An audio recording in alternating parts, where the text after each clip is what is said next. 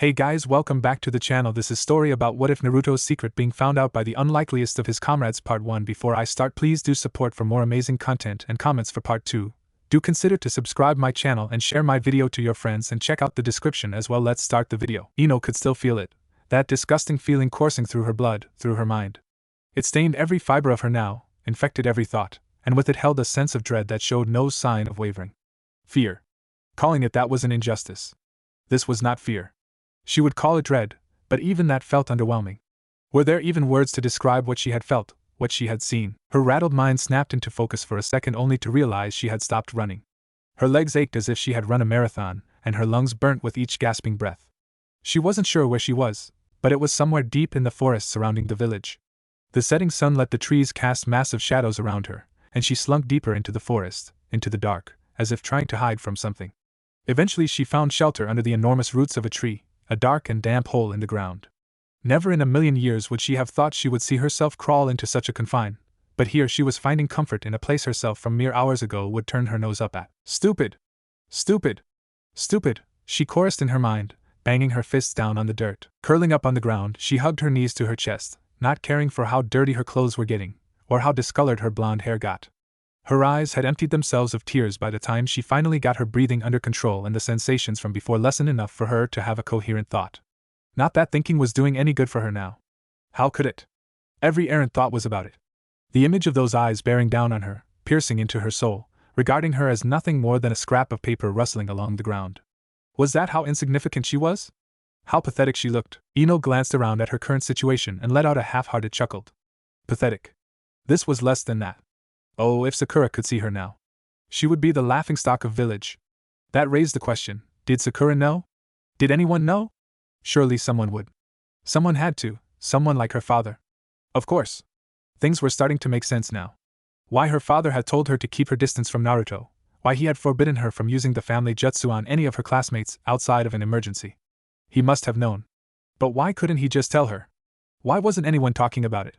Those were questions she would have to save for Shikamaru. He would figure it out. As she was now, Ino could barely figure out what she was going to do next. The memory of what had happened occupied most of her mind. The moment she had gained control of her body again, she had froze. Could anyone blame her?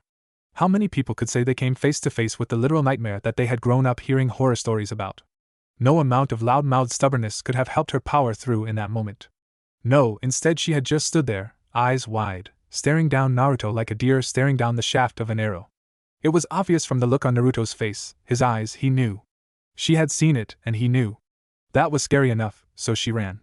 She ran as fast and far as she could, until she wound up here. Brilliant plan, Ino. Real smart, she chided. Idiot, her only point of reprieve was that apparently Naruto hadn't followed her. She wasn't dense enough to think he couldn't have caught her if he had chased her. Perhaps he was smarter than she gave him credit. What did he have to fear if she went off screaming about what she saw? Who's to say she wouldn't just look crazy making such accusations? Was what she saw even real? Yes. It had to be real. No trick of the mind could make her feel like it had. She had spent years training to be ready to use her family's jutsu. She would know a false construct if she saw it, and there was nothing false about that. It was the Kyuubi. No doubt about it. But how? The fox was slain by the fourth Hokage. Was the whole story a lie? Was Naruto the fox in disguise? There were simply too many questions now. Even as she felt a chill begin to set in and her stomach grumbled, Ino didn't budge. She needed to breathe. She needed to think. There was plenty of time. No way Naruto would cause a scene. It would draw too much attention. She would wait here, where it was safe, and once she figured out what to do, she would go from there. That left her with only one question. What the hell am I going to do? Contrary to Ino's assumption, Naruto was already well on the way to causing a scene. Sure, he had been caught off guard when Ino used her jutsu on him, but when he waited for something to happen, and nothing did, he was puzzled. It was only after her body sprung back to life, and she looked at him like that did he understand what had happened. Before he could say anything, she had taken off in a sprint, leaving him there blinking foolishly. And now here he was, making his personal best time leaping across the rooftops towards the Hokage Tower. Naruto wasn't sure why he was panicking, but he'd be lying if he said it didn't feel like he should be. Once he finally reached the tower, he couldn't even think about stopping, instead barreling full speed through the Hokage's window, narrowly missing the old man, and crashing head first into a pile of paperwork. The papers hadn't even settled on the ground before he was back on his feet, his hands slamming down on the desk as his eyes locked pleadingly with the Hokage's clearly unimpressed gaze. "Old man, you gotta help," he blurted out nonsensically. En noted her family thing and went in Tamamin Danda think she saw the fox and thinshire Nanda don't know where she went and gotta help me. Hiruzen rolled his eyes at the boy's antics. Calm down, Naruto, he said. Take a breath and tell me properly. Naruto gasped for air. Ino Jutsu Fox helped he manage to get out before the Hokage abruptly stood from his seat, the most serious look on his face that Naruto had ever seen. With a snap of the old man's fingers, Anbu appeared kneeling before him. Naruto, where did you see her last?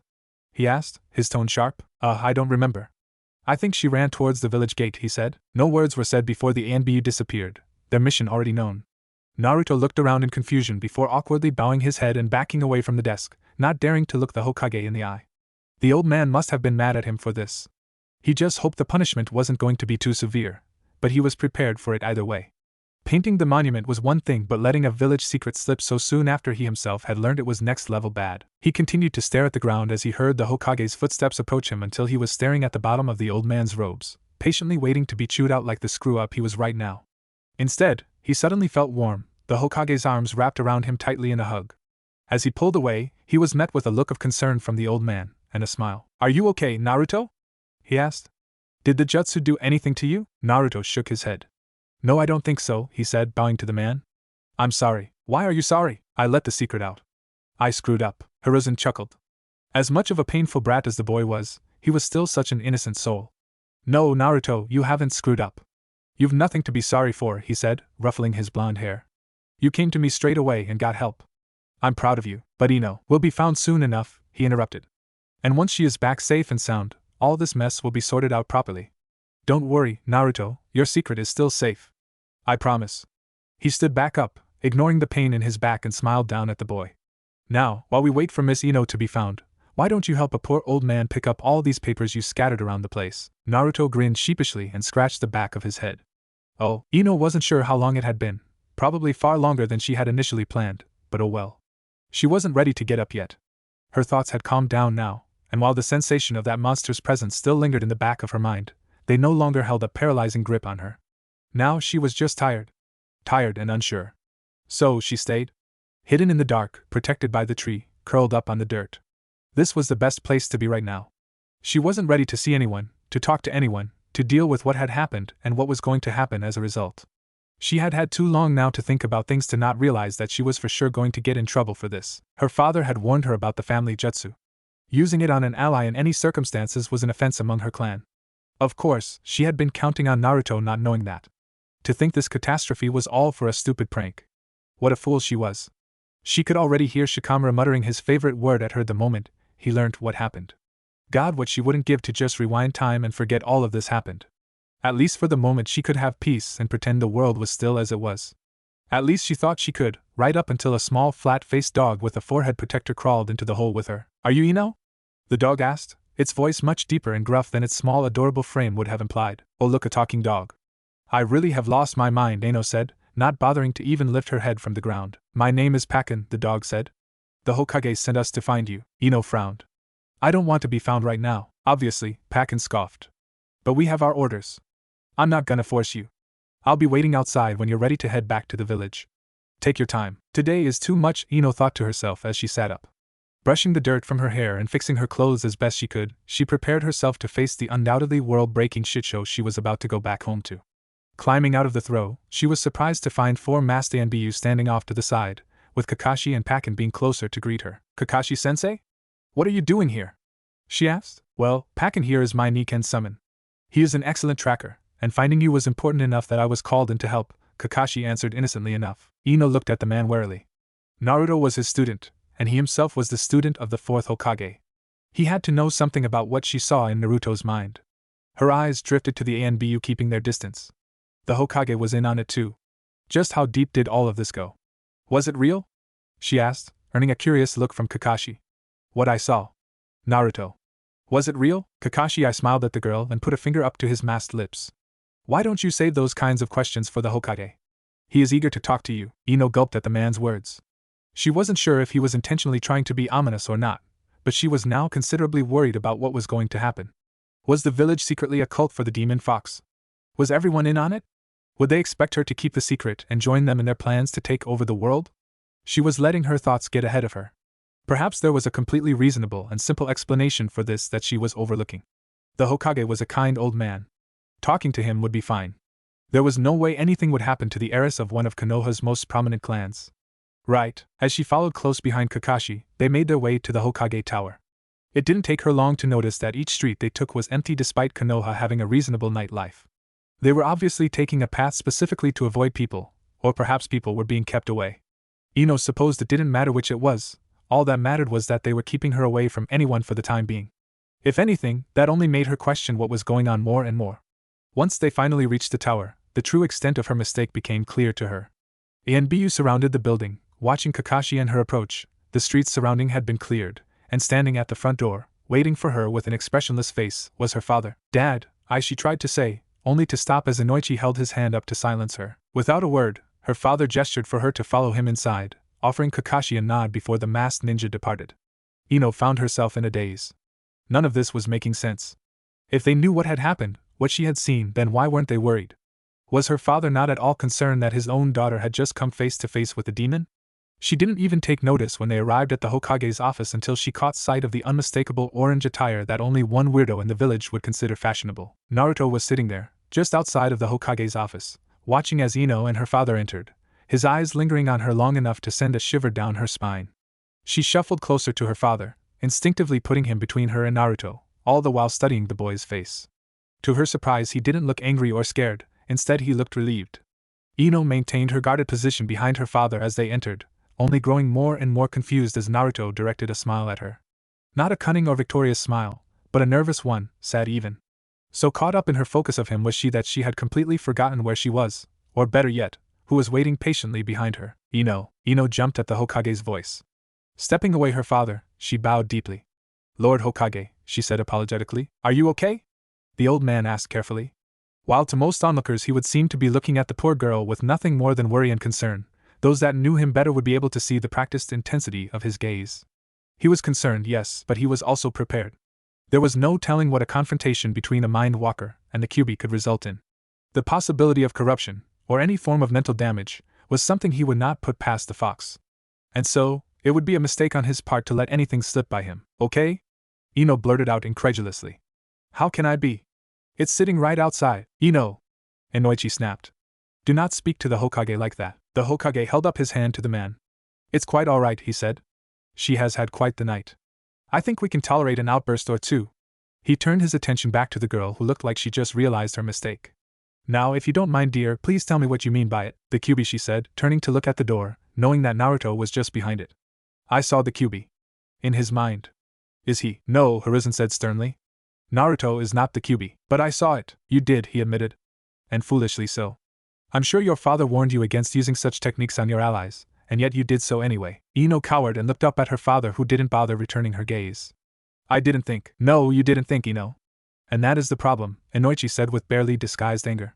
Your actions tonight have put more at risk for this village than you could possibly begin to understand. Some secrets are supposed to stay secrets. We of the Yamanaka should know this truth better than anyone. And now I must deal with the embarrassment of my own daughter so carelessly disregarding our clan rules. Rules that are the only thing solidifying the trust our village has in our clan and our abilities. Tears welled up in Ino's eyes. She didn't dare to talk back to her father. No matter how much his words hurt her, she knew he was right. She had screwed up. No one would care how unintentional it may have been, and she had to deal with the consequences. But that didn't mean she still didn't want answers. Turning her attention back to the Hokage, she swallowed the lump in her throat and readied herself. You said he wasn't the Kyuubi. But then, how did I see it inside of him? She asked. Hiruzen nodded in response to Inoichi's nervous glance. Before I continue, Ino, I need you to understand that what I am going to tell you is a village secret. Nothing that is said in this room tonight can ever be repeated, to anyone, ever, unless direct permission is given. If that is too much responsibility for you to handle, then say so, and I will send you home with your father to have your memories of what has happened corrected. Do you understand? Ino nodded and the old man sighed. The fourth Hokage was a powerful shinobi, an amazing man, but even he couldn't hope to defeat a tailed beast outright. In order to protect the village, he gave his life to seal the beast away. But the Kyuubi is not so easily caged. No mere item or construct could contain it. Only the strength of a human sacrifice could hope to hold back the fox. And on the night of its attack, there was a baby, an orphan. A boy who had already lost everything to the fox, who the fourth was forced to use as this sacrifice. Naruto, Ino choked out. Yes, Ino. Naruto was used in the ceiling, his body now a cage to the very beast that took his parents from him, he confirmed. There are only so many who know of this fact. Above all, Naruto's anonymity is important in this matter. I'm sure you can understand why. The last thing we need is anyone thinking they can get revenge on the fox through Naruto. Does he know? She asked. Of the QB within him? Yes. He is also aware that you invaded his mind and faced the fox, Hiruzen said, earning a worried expression from Ino. You can imagine how worried he was. He came to me immediately to begin the search for you. You should consider yourself grateful. In that moment, all Naruto cared about was your safety. If I may, Lord Hokage, Inoichi started. My daughter has shown a level of immaturity that is unbecoming of my clan and her station as a genin of Konoha. While your willingness to trust her is generous, I do not think that letting her further in on such information is wise. With your permission, I would personally see to it that this night never happened, for everyone's sake, he said, ignoring Ino's look of betrayal. I will accept full responsibility for her actions and make amends with both Naruto and you. You can't be serious, Ino said, and Noichi continued to ignore her. Lord Hokage? Hiruzen rubbed his temple, a headache already forming. It was one thing for this to be an issue regarding the accidental uncovering of Naruto's secret, but getting the clan politics involved was more than he wanted to deal with for one night. And Noichi had his right to be as furious as he was with his daughter, but at the same time, Hiruzen didn't feel right giving the man permission to go messing with people's minds over what was likely an innocent mistake. Speaking of, Ino, why was it you used your family's jutsu on Naruto? The Hokage asked. Ino blushed and looked away. I hear it was supposed to be a prank, she muttered miserably. I was going to parade him around the village in a dress. Hiruzen chuckled at the thought. Even Inoichi's cold expression nearly faltered. Well, I am sorry that such light-hearted intentions have led to this unfortunate moment, he said. But nevertheless, a solution needs to be met. Sadly, this is not a decision I can make. What is that supposed to mean? Ino asked. The secret of the Kyuubi is no longer mine to uphold, he said. Such responsibility has passed on to young Naruto. Since his learning of his burden, he has been in control of who can and cannot know his secret. I will not deny him his right to make the choice. With a wave of his hand, an Anbu appeared near the door and opened it, motioning for Naruto to enter. Ino didn't shy behind her father as Naruto entered, but the tension was still apparent. She watched as he entered cautiously, being much more reserved than he normally was. Despite what she now knew, Ino couldn't help but still see the fox when looking at him. The whisker marks on his cheeks that she had once thought to be a weird quirk were now glaringly obvious. Even his presence felt off. He had always given off a strange aura, but now it was a constant reminder of the monster inside him. How was she supposed to go back to seeing him as the goofy, dead-last, orange-wearing idiot she had always seen him as? Maybe getting her memory wiped wouldn't be so bad after all. Old man? Naruto asked nervously. Is everything okay? Everything is fine, Naruto, the Hokage said. I have explained the situation to Ino. She understands what she saw now. But you oversee your secret, so you have final say in what happens from here. What happens? He asked, and Noichi stepped forward and bowed to Naruto. If it is your wish, I can remove the memory of tonight from my daughter. It will be as if nothing ever happened, and I will ensure another incident like this never occurs. Naruto gawked at the man. But won't that like hurt, or something? Not at all, Inoichi assured him before walking up to the boy and kneeling before him. Did Ino's jutsu harm you? I promised to make amends for any discomfort she might have caused you. Not really. It just felt funny for a little bit, Naruto said, looking over the man's shoulder to see Ino. She was standing there, looking down at her feet, her eyes red and puffy. Her hair and face were covered in dirt with the clear lines of dried tears running down her cheeks. He had never gotten along well with Ino. Throughout their time in the academy together she had always looked down on him, not that that was uncommon. He knew she was once friends with Sakura, and that they were now in a bitter rivalry over who would win Sasuke's heart first, but none of that really mattered to him. Deep down, Naruto knew Ino was a good person. From what he had heard of her from Chuji and Shikamaru, she was always a stern but supportive teammate. While her methods might have been a tad aggressive, she always had their best interests in mind and always did her best by them no matter how much they got under her skin. He wasn't sure why she had tried to get into his mind, but he knew all of this was just a big accident. An accident that could have been avoided if he had not kept his secret from his allies. Ino, he said, getting the girl's attention.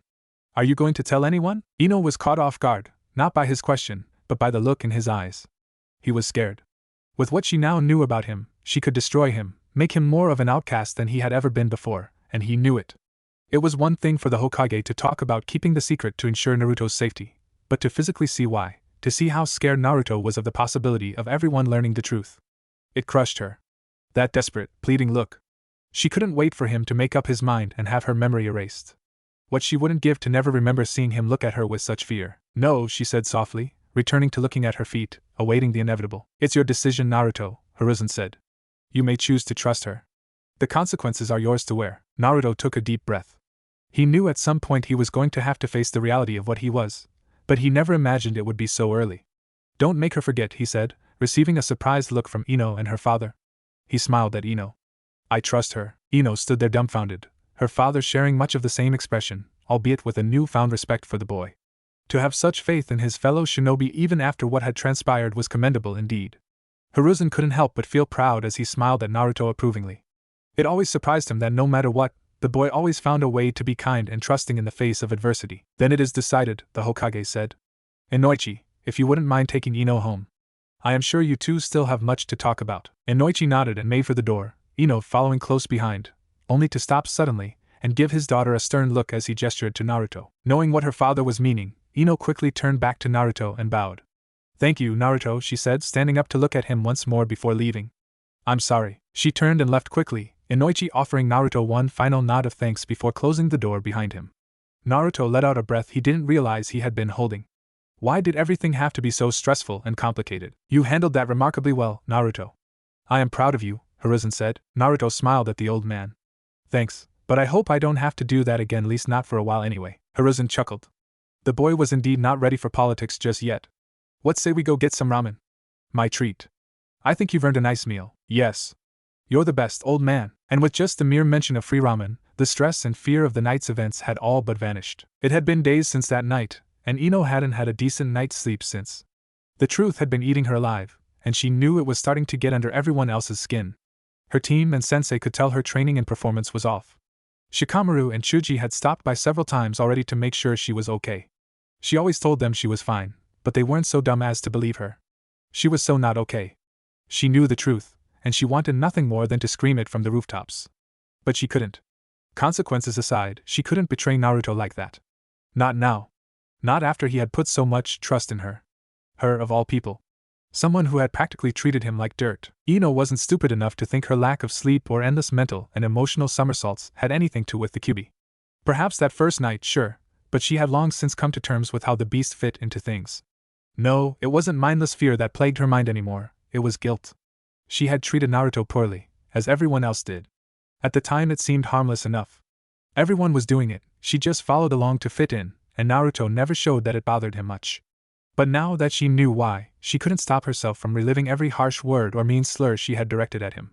How was she supposed to live with herself knowing she had belittled and picked on the one person who had lost more than anyone else, who had unwillingly sacrificed everything for the sake of the village? Sakura would kill her if she knew, but in the past few days, Ino had concluded that Naruto deserved more support and compassion than even Sasuke. Thank God Sakura can't read minds, she thought to herself. She almost didn't believe it herself, but after her father had assured her that, if anything, the Hokage had downplayed the true extent of Naruto's sacrifice and struggle as a result, she couldn't see things the same anymore. But she needed to sleep. She needed closure, at least she thought she did. She needed something. Something she wasn't going to get by moping around and being miserable at home, dragging those around down with her. Ino knew what she had to do, and exactly who she had to talk to about it. And so, with tired dark marks under eyes, her hair tied up in a messy ponytail, and her clothes put on with little care for neatness, she made her way across town in search of Naruto. It didn't take her long to realize that she had no idea where she was supposed to look for the elusive boy. You would think a blonde-haired, orange-clad, louder-than-life teenager would be easy to find, but you would be wrong. Ino walked around aimlessly, for what felt like hours, until finally she caught sight of Sasuke. While certainly not who she was looking for, the Uchiha was still a step in the right direction. Hey Sasuke, she called out, running up to the surprised boy. Have you seen Naruto? Sasuke observed the girl carefully, fully expecting this to be some kind of trick to get close enough to attempt another show of affection that she and Sakura were so well known for directing at him. Naruto? You're actually looking for Naruto? He asked skeptically. Why, doesn't matter. Do you know where he is? Ino asked. Had she been in the right frame of mind, she might have noticed that this was the closest Sasuke had let her get to him, also the most engaged he had ever been in what she had to say. She would likely also be horrified at her appearance currently. Not that Sasuke was going to mention it to her anyway. Sasuke pointed off to the distance. Naruto is usually finishing up at the training grounds this time of day, he said. If you hurry you might catch him. He had barely finished his sentence before the girl was running in said direction, offering no more than a quick wave and calling out a thank you as she disappeared, leaving a very perplexed, if not mildly amused Sasuke in her wake. That was weird, he thought to himself. He would be curious enough to follow and find out just what it was that had apparently cured Ino of her fangirl obsession of him, but he dared not take the risk. If for whatever reason the blonde's interest had turned to Naruto, Then who was he to interfere? The less girls pining for his attention the better. He did, however, feel a sudden sense of sympathy for Naruto, for he was now a fellow sufferer of the most brutal curse he had ever known. Sasuke-kun! Every hair on the back of his neck stood on end as he leapt into a dead sprint, a certain pink-haired girl closing in against all possible logic. Damn it, Naruto. Why couldn't you take both of them? Naruto liked clouds. He had never paid them much attention until he hung out with Shikamaru and Chuoji, and he didn't like them as much as the lazy Nara did, but he still found them pleasing to look up at after a long training session. His inability to move without everything hurting was just a side note for the moment. With each passing cloud came a moment of shade, a comforting break from the shining sun. So you can imagine his surprise when one such moment of shade came out of nowhere, belonging not to a cloud, but to something much more frightening. Naruto, eyes wide, he scrambled to his feet quickly. Ah, Ino. What are you doing here? Ino rolled her eyes. I need to talk to you. Why else would she be here? Okay? Is something wrong? He asked. Do you need to find Sasuke? 'Cause I don't know where he is. No. I need to talk to you, she said sternly, walking right up to him. I have questions. Naruto gulped. I don't know anything more about Sasuke than Sakura does, I swear. I'm not talking about Sasuke, idiot, she said. It's about the the secret. Naruto's eyes widened in understanding before looking around carefully. Wouldn't the old man be better to talk to about this? No. Okay, fine, he grumbled. But not here. We can talk at my place, if that's okay. Ino nodded in agreement. She followed Naruto back through the village until they finally reached his apartment. While Ino was fully aware that Naruto was an orphan, she had assumed he had lived with someone, or at least lived in his late family's home. But no, he was alone, in this small, humble little flat. She would give the boy credit. The place was much tidier than she had expected. Whether that was due to a lack of possessions, or just him being a minimalist was up for debate. A small collection of potted cacti sitting on his windowsill did catch her eye though. A small watering can hanging not too far, and a singular orange flower blooming from one of the prickly plants. His enthusiasm even infects his plants, she thought amusedly. Do you want a drink? Naruto asked, his hands fidgety and his eyes scanning for anything in his apartment that might be embarrassing. I think I have some milk, but no, that's out of date. Is water all right? Yes, please, Ino said, taking a seat at his small dining table as he poured her a glass. She accepted it and drank nearly the whole glass greedily. In all her efforts today, she had forgotten how thirsty she had gotten. So you want to ask me something? Naruto asked, sitting down across from her. His hands didn't seem to know what to do as they shifted and organized the handful of items on the table. Are you okay? Ino asked. She knew he was antsy, but this was a bit much even for him. Yeah, I think so. I mean, I don't know. No one's ever visited me before, except the old man, but that's just to check up on me. Oh, and Kakashi, but only to wake me up if I slept in or something. What about Sasuke and Sakura? Don't they at least pop by? She asked. Naruto shook his head.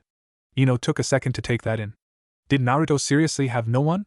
Not a single person who thought enough of him to visit him in his own home? Just what kind of life was he living? Wait, am I the first girl you've had here? You're the first anyone. Ino blushed a little at that. Oh, she shook her head and got her thoughts back on track. She was here with a purpose after all. We can worry about that later. I need to know, Naruto. Why? Naruto tilted his head curiously, an image that Ino would not soon forget. Why what? Why didn't you have them erase my memory? I know your secret now. Why let me keep knowing it? How can you even trust me with it? She asked. You're my ally. He said it as it were the most obvious thing in the world. As if it needed no further explanation. But if Ino's frustrated expression was anything to go by, he knew she wasn't pleased with that as an answer. But we aren't even friends, maybe not now, but one day, who knows? If we became friends in the future, I would feel bad for making you forget something. And even if we don't become friends, I still trust you. I know you're a good person, even if you're a little mean sometimes, he said, either ignoring or being completely oblivious to the bright red color invading Ino's face. And I guess I just wanted someone to know you know. Those last few words broke Ino out of her blushing stupor. If he wanted someone to know, then why didn't he tell someone before now? A frown set in as she remembered that no one even visited him. Who was he really going to tell such a personal and life-changing secret to who didn't already know? How long have you known about it? She asked. Naruto chuckled awkwardly. I found out the day we graduated from the academy, he said. Mizuki-sensei made me steal the forbidden scroll from the Hokage tower, and then told me about it. He was going to kill me too, but Iruka-sensei came in all badass and protected me, and he froze, noticing Ino's horrified expression. I don't think I was supposed to mention that. That's what happened to Mizuki-sensei. Wait, how did he know about it? I think most of the grown-ups know, Naruto said uncertainly. The old man said that someone who knew about the Kyuubi told some people, and that's why everyone avoids me now. But that's okay, because when I'm Hokage they won't be able to ignore me, even with this stupid fox in my stomach. Ino frowned deeply. It made sense to her why her father would know about the QB being sealed. Obviously the Hokage would know, and the ANBU. But to know now that so many in the village were aware of what Naruto was, what he had inside him, it left a sinking feeling in her stomach. Suddenly all the parents telling their kids to stay away from Naruto made a sickening amount of sense. His constant over-the-top desire to be the center of attention and rebel against everything. All the pieces were coming together in Ino's mind, and it was making her sick. She had joined them, without question or thought, and picked on him as relentlessly as the rest. And yet he still trusts me. He trusts all of us. He wants to be the Kage of a village that doesn't even treat him like a person. How? She asked softly. How are you so motivated, so forgiving, so kind?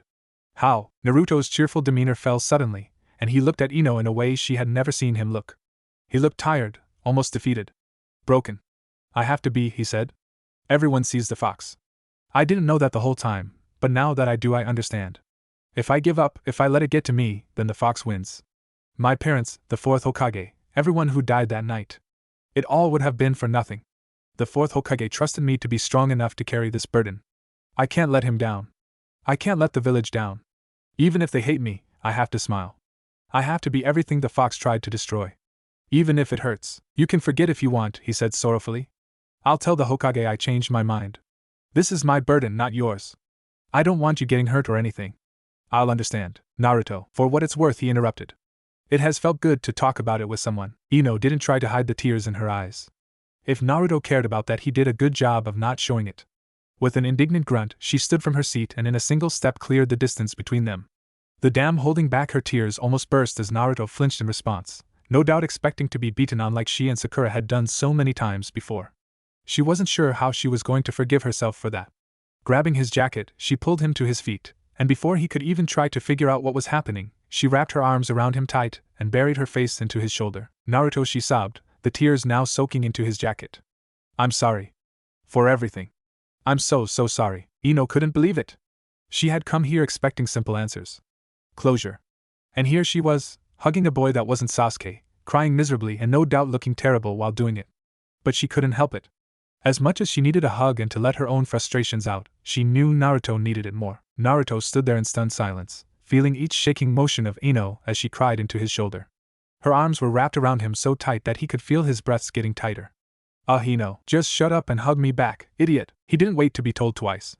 While an awkward and unfamiliar thing, he did slowly wrap his arms around the girl, albeit with slightly less pressure than she exerted, and let her lean into him. Ino couldn't see it, but after a few moments, and despite his own tears fighting to escape, Naruto couldn't help but smile. Not a fake smile, or a forced smile. Not a sad smile, or even a nervous one. For the first time in a long time, he had a real, true to the stars, warm goofy smile plastered on his face for the world to see. Thank you, Ino. It was raining. Of course it was raining. Since when did the weather care about anyone or anything? The dark clouds hung overhead, casting a darkness on Konoha that didn't appear to be leaving anytime soon. As if there wasn't already a dark enough cloud hanging over the village already, a great weight hanging in the hearts of all its shinobi and citizens. Some argued that it was the heavens joining in the sorrow, crying alongside them. Ino wasn't sure about that, but she didn't mind the rain. At least in the rain, no one could see who was crying, even if everyone was. The funeral was a village-wide affair. Everyone had come to attend. How could they not? The whole village had been impacted by the invasion attempt. So many lives were lost so quickly, and so much destruction brought down on their head by those they had considered allies. It was heartbreaking. Everyone had lost something or someone. The Chunin exams were supposed to be a time of celebration, of pride and prosperity between the allied shinobi villages. Instead, it now marked a dark day in Konoha's history, and the passing of yet another of its great Hokage. Hiruzen Sarutobi, the professor, the god of shinobi, had given his life in defense of his beloved village, fighting none other than his lost student, Orochimaru. In the end, none of the technicalities mattered now. Orochimaru disguised as the Kazekage, whom he had assassinated, leading the shinobi of Suna through deception to an act of betrayal. The unleashing of a tailed beast upon an unsuspecting village. The desecration of the bodies and souls of the first and second Hokage. The means no longer stirred in the minds of those who now mourned, only the end. The loss of loved ones, of homes, of innocence, and most importantly, of the peace that had held strong for so many years. As much as it was a heart-shattering loss, the death of the Hokage was also the marking of a new era. Peace was gone. Orochimaru made that clear. Once the wounds healed and the hearts hardened stronger than before, there was no questioning what came next. Konoha would respond in kind, and it would respond swiftly and without mercy. But for now, they could mourn. For now, they could join in the skies and water the earth to which so many had been laid to rest. Under the cover of her umbrella, Ino kept her head bowed, both in sadness and respect as words were said for the fallen heroes. But every so often, through the stinging tears, she would look through the crowd to one person. Naruto. He was, understandably, at the front of the service. It may have irked some people, but no one dared to say anything. Not today. It was no secret how much the Hokage cared for Naruto, and vice versa. Today, Naruto was free to mourn alongside his village, without judgment, as an equal. After his own efforts to stop the rampaging Ichibi, no one was as sure of their previous disinclinations for the young Jinchuriki. He had proved himself to not only his fellow shinobi, but to the village as a whole. There wasn't a soul within Konoha's walls who hadn't heard about, and subsequently gossiped about, the Kyuubi brat saving the village. Ino didn't dare to disturb him right now. Over the past months she had learned how he tended to deal with emotional issues. She would give him the space he needed and swoop in when the time was right. She might have been distraught at the events of the past few days, but she couldn't even begin to imagine how broken Naruto was in this moment. The boy who had already lost so much, continuing to lose just that little bit more could push him over the edge. The rain still hadn't subsided by the time people started to depart. Eventually only a small number remained, Naruto obviously being one of them. Much to the surprise of Ino's teammates, she was also still waiting. As the crowd lessened, she slowly made her way closer and closer to Naruto, until eventually she walked up behind him and led him under the shade of her umbrella. "Hey Ino," he said, not turning to look at her just yet. "You okay?" Ino knew it was a stupid question. He clearly wasn't. Naruto exhaled deeply. "Not really," he answered. "No surprise there. I know I'm supposed to feel something, but I can't. It just feels empty." Ino reached out and gently grabbed his hand, finally getting him to look at her. His eyes were red, but he wasn't crying anymore. He had exhausted his tears for one day, and his face showed as much. Ino had never seen him look so tired before. "Come on," she said, tugging at his hand. "Let's get you home and into some dry clothes. You know the Hokage would be cross if he knew you got sick like this." Naruto didn't argue. He didn't have the strength to. He let Ino guide him, their hands never parting, as they made their way past the last of the stragglers and towards his apartment. Upon arriving at his front door, Ino pulled out a set of keys and opened the door, pulling Naruto inside and pushing him towards the bathroom. "Go have a shower," she said. "Get dressed and I'll have some ramen waiting for you." "Ino, you don't have to MMPH." His words were cut off as she clasped her hand over his mouth. Ino gave him a look of warning, her eyes promising pain if he dared to ignore it. "Are you refusing my generosity, Naruto?" He shook his head. "Good. Now go. You're dripping all over the floor." She rolled her eyes as he closed the door behind him, not missing the whispered mutterings about her being too bossy for her own good. Entering the kitchen, she grabbed a pot and made quick work of starting to cook some miso ramen, making sure to add extra pork for Naruto. While normally she would be trying to divert his eating habits to a healthier, or at the very least, a more varied option, she figured this time she could make his favorite. She made herself a cup of tea before looking around at the apartment with a pleased smile. It had taken time, but she had finally got Naruto to incorporate some more plants to his living space. Ino made sure none of them were particularly fragile or needy, knowing that Naruto could be called away for long missions with short notice. Imagine her surprise when he had entrusted her with keys to his apartment, asking her if she could look after the plants if he was gone too long. She had been flattered that in the span of just a few short months she had earned his trust to such a degree, but she supposed that came with the territory now. What could he really trust her with that was any more daunting than the knowledge of the Kyuubi? Needless to say, Ino had immediately began using her access to Naruto's apartment for evil. Well, Naruto called it evil. She would tidy up the place when she was bored or when Naruto was gone on a mission. If anyone found out, they might consider it weird, but Ino didn't mind. It was the least she could do. Ever since that night, everything had changed between the two blondes. At first it was just them stopping for friendly chats instead of only swapping pleasant greetings. Soon it turned into inviting him along to her team's lunches, much to her team's curiosity. Eventually they found reasons to simply enjoy each other's company in other ways. The occasional training sessions quickly turned into a routine, from which they both gained surprising benefits. Ino was proud to say that her physical health had never been better, and it helped that Naruto was never shy about complimenting his friend's strengths right to their face. She still wasn't sure if he was knowingly messing with her when he did that, but she wasn't going to stop him. It wasn't like he ever acknowledged her blushing anyway. Ino wouldn't say that it was a surprise that her and Naruto had become fast friends. Everything considered, it was bound to happen. There was no telling if her finding out about the Kyuubi had simply sped up the inevitable, or if it had been a catalyst for something that would have otherwise never occurred. She liked to hope it was the former. She couldn't imagine a world where she continued to be mean to him forever. Eventually that smile of his would eat its way into anyone's heart, surely. She chuckled at that, remembering the first time she had bought him ramen at Ichiraku's. The poor boy almost split his face in half, he was grinning so wide. It didn't even matter to him that she only did it due to losing a bet with him. But after seeing that smile, she made sure those special occasions popped up a little more frequently. None of this was to say that their friendship was one-sided. Sure, she did as much as she could for him. At first out of guilt, but that didn't last long. Naruto was not the kind of person to take charity or pity lying down. At every opportunity he would go out of his way to make sure Ino was okay, helping her with everything from chores to just helping carry some groceries home for her. He lamely reasoned it as him making up for the fox nearly scaring her to death. Ino knew better though. After the first few weeks she could tell the two of them were just making excuses to spend more time together. She had to admit that Naruto was actually a very comforting person to talk to once you got past his overabundant enthusiasm for, well, everything. She heard the water of the shower turn off and fetched 2 bowls from the cupboard, dishing herself up a small serving of the steamy noodle broth as well. She put the bowl for Naruto on the table across from her, not waiting for him to join her before beginning to eat. It had become apparent very early on that Naruto cared very little, if at all, for etiquette. Speaking of which, damn it, Naruto! Ino yelled out. Put a shirt on when a lady is present. Naruto blinked olishly at her before looking down and mouthing a silent "oh." Disappearing into his bedroom, he returned with a shirt on and a mischievous look on his face. Are you saying you're a lady? Ino narrowed her eyes at him. Are you saying I'm not? She asked daringly, receiving nothing more than a cheeky smile. She rolled her eyes and pointed her chopsticks at the bowl across from her. Sit. It came as no surprise when Naruto managed to finish his entire serving before Ino, despite her starting before him. When it came to ramen, he was a bottomless pit.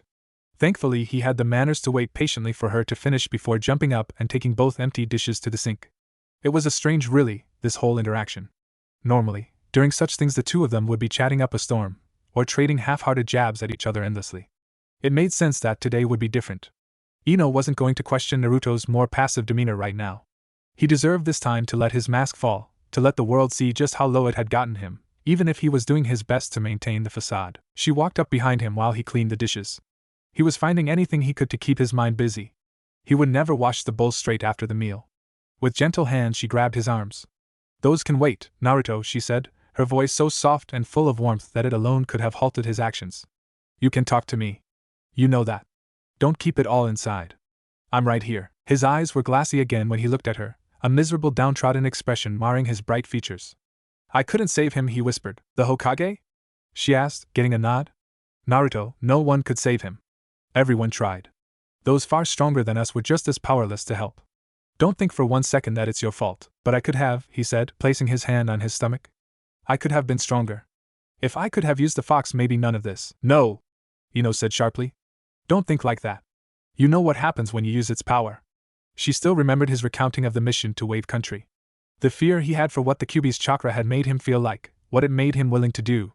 Even now, as he had started training to use it, it still made him uneasy. The last thing he wanted was to lose control. The Hokage would never have you risk your life like that. You know that. Everyone knows that. And I know that he would be damn proud of what you did. Naruto, you fought the demon of Suna, and won. Who knows how many lives you saved, but, no buts, she said, pulling his hand away from his stomach. You did a great thing, Naruto. You protected the village, and all of Konoha knows it. Don't let things out of your control overshadow that. Ino took a deep breath and calmed down. She reminded herself that an argument was the last thing either of them needed right now. Naruto would come to acknowledge his accomplishments soon enough. She just had to help him through things here and now. Gaara, he's like you, isn't he? She asked, trying to change the subject. Yes. But he is different, Naruto said. He's lonelier. Scared. He is what I could have been, what everyone hoped I would be. A monster? No, Naruto said quickly. He's just broken. He needs help. A friend. Like you are to me. Ino smiled as Naruto took a hold of her hands as he said that last part. As awkward as he may have been at times, it was never a secret how much he appreciated their newfound friendship, and he reminded her of that often. You could have killed him, she said carefully. Why didn't you? How could I? He said. Ino nodded in understanding. While it took some digging in the library, they had found the history of the Jinchuriki. What little there was, that is. As soon as Naruto had learnt there had been others like him, and that were more out there in the world, he had wanted nothing more to meet one. Now he had. She could see it wasn't what he was hoping for. He never said it outright, but Ino knew Naruto had hoped that the other Jinchuriki were treated better than he was. Those hopes were crushed with Gaara. But in its wake, she could see something else spark to life. Sparing Gaara wasn't just a whim or impulse. In his eyes, everyone deserved a chance, a fellow Jinchuriki more so. How could he possibly bring himself to kill someone who had never been given a chance to be anything more than a monster before? It wasn't in his heart to do it. I think I'm going to go to the training grounds, Naruto said. Ino pouted. You just got dry. Do you really think raging out in the rain is going to help right now? Naruto smiled. No, fine, she grumbled, shoving him away playfully. I'm using your shower. If I'm not here when you get back, I'll be at the shop. The flower shop would be very busy for a few days and Ino's dad would need the help keeping up. Grabbing a spare change of clothes out from a bag she conveniently left in Naruto's apartment for emergencies, she headed for the bathroom. Ino, Naruto called out, catching her just before she closed the door. Thanks. Slipping on his orange jacket, he left Ino in his apartment and headed for the training grounds. He knew she was just trying to help him talk about things, but he wasn't ready yet. Destroying a training ground wouldn't help, but he needed to vent somehow. If he was lucky, he would be able to find Jiraiya and hound the pervert to help him with some training. The rain had finally stopped. Repairs were already being planned, and as Sakura made her way through the village, she felt proud of how resilient Konoha and its people truly were. She hoped deep down that nothing like this would ever happen again, that their display of strength in fighting the invasion back would deter anyone else from attempting something so horrible. But she knew anything was possible. Since becoming a kunoichi, she had been forced to face the reality that life, and everything in it, was unpredictable. The loss of the third Hokage proved that. The man might have been old, but his strength and prowess had been legendary even at his age. He was a pillar of Konoha, always upholding his beliefs in the will of fire. Konoha wouldn't be the same without him. Sakura had stayed at the funeral for a while, doing her best to be supportive for her teammates. For the most part, Sasuke seemed to be handling it well, but she knew he was angry at himself for not being able to do more. No matter how much she tried to assure him that his efforts hadn't been pointless, he simply wouldn't hear it. She didn't push the matter too hard. The Uchiha had been through a lot, and who was she to judge his way of grieving? When it was finally time, she had walked with Sasuke back to his home, if only to make sure he knew he wasn't alone in this time. Much to her surprise, he did say a curtly thanks before leaving her in the rain. Baby steps were still steps. Wandering back to the site of the funeral, Sakura fully expected to see Naruto still there. She knew he was close to the third Hokage, even if she didn't fully understand their relationship, and it made sense that his passing would have a heavier effect on him. It would make sense that he would be here for as long as he could. She was surprised to find that of the few stragglers still mourning, Naruto was not one of them. A certain masked pervert, however, was still hanging around. Kakashi-sensei, she said. Sakura, the man greeted cheerfully. What brings you back here? Come to check on your dear old sensei? I'm flattered. Actually, I was wondering if you had seen Naruto, she said, looking around once more for the head of spiky blonde hair. I thought he would still be here. Kakashi smiled at the girl. It made him happy to see that his little team had come a long way since the bell test. Sure, they weren't as close as he'd wished, but the effort was there. Sasuke and Naruto had developed an adorable rivalry. They were constantly pushing each other to do better even if they wouldn't admit it. Sakura was doing her share too, and even though her attention was still heavily focused on the Uchiha, Kakashi could tell she was warming up more to Naruto. Naruto's noticeable improvements in socializing and not getting under his teammates' skin was also a very important step in the right direction. Such improvements in such a short time had left Kakashi curious, but a little bit of harmless stalking and a few eye-opening conversations with Asuma had told him everything he needed to know on the matter. Your compassion and concern for your teammates is a true embodiment of the will of fire, Sakura, he said. The third Hokage would be proud of you, as I am. He almost chuckled at the poor girl when her face flushed nearly as pink as her hair. Oh, how he loved stirring up his beloved students. Naruto was here not long ago. He left with young Ino, so I think he is in safe hands. Sakura furrowed her brow. Ino? Are you sure? She asked. Kakashi nodded. Yes. They left heading towards Naruto's apartment. Very kind of her to walk him home. Weird, Sakura thought to herself, turning to leave for Naruto's place. Thanks, Kakashi-sensei. I'll see you tomorrow for training. Weird was an understatement. Since when did Ino care about Naruto? Sakura knew that her teammate was always running off to have lunch or dinner with Team 10, but she assumed that was to hang out with Shikamaru and Shuji. Now that she thought about it, however, she did remember Ino asking a bunch of questions about Naruto a few months back. It had been weird then, but now it was suspicious.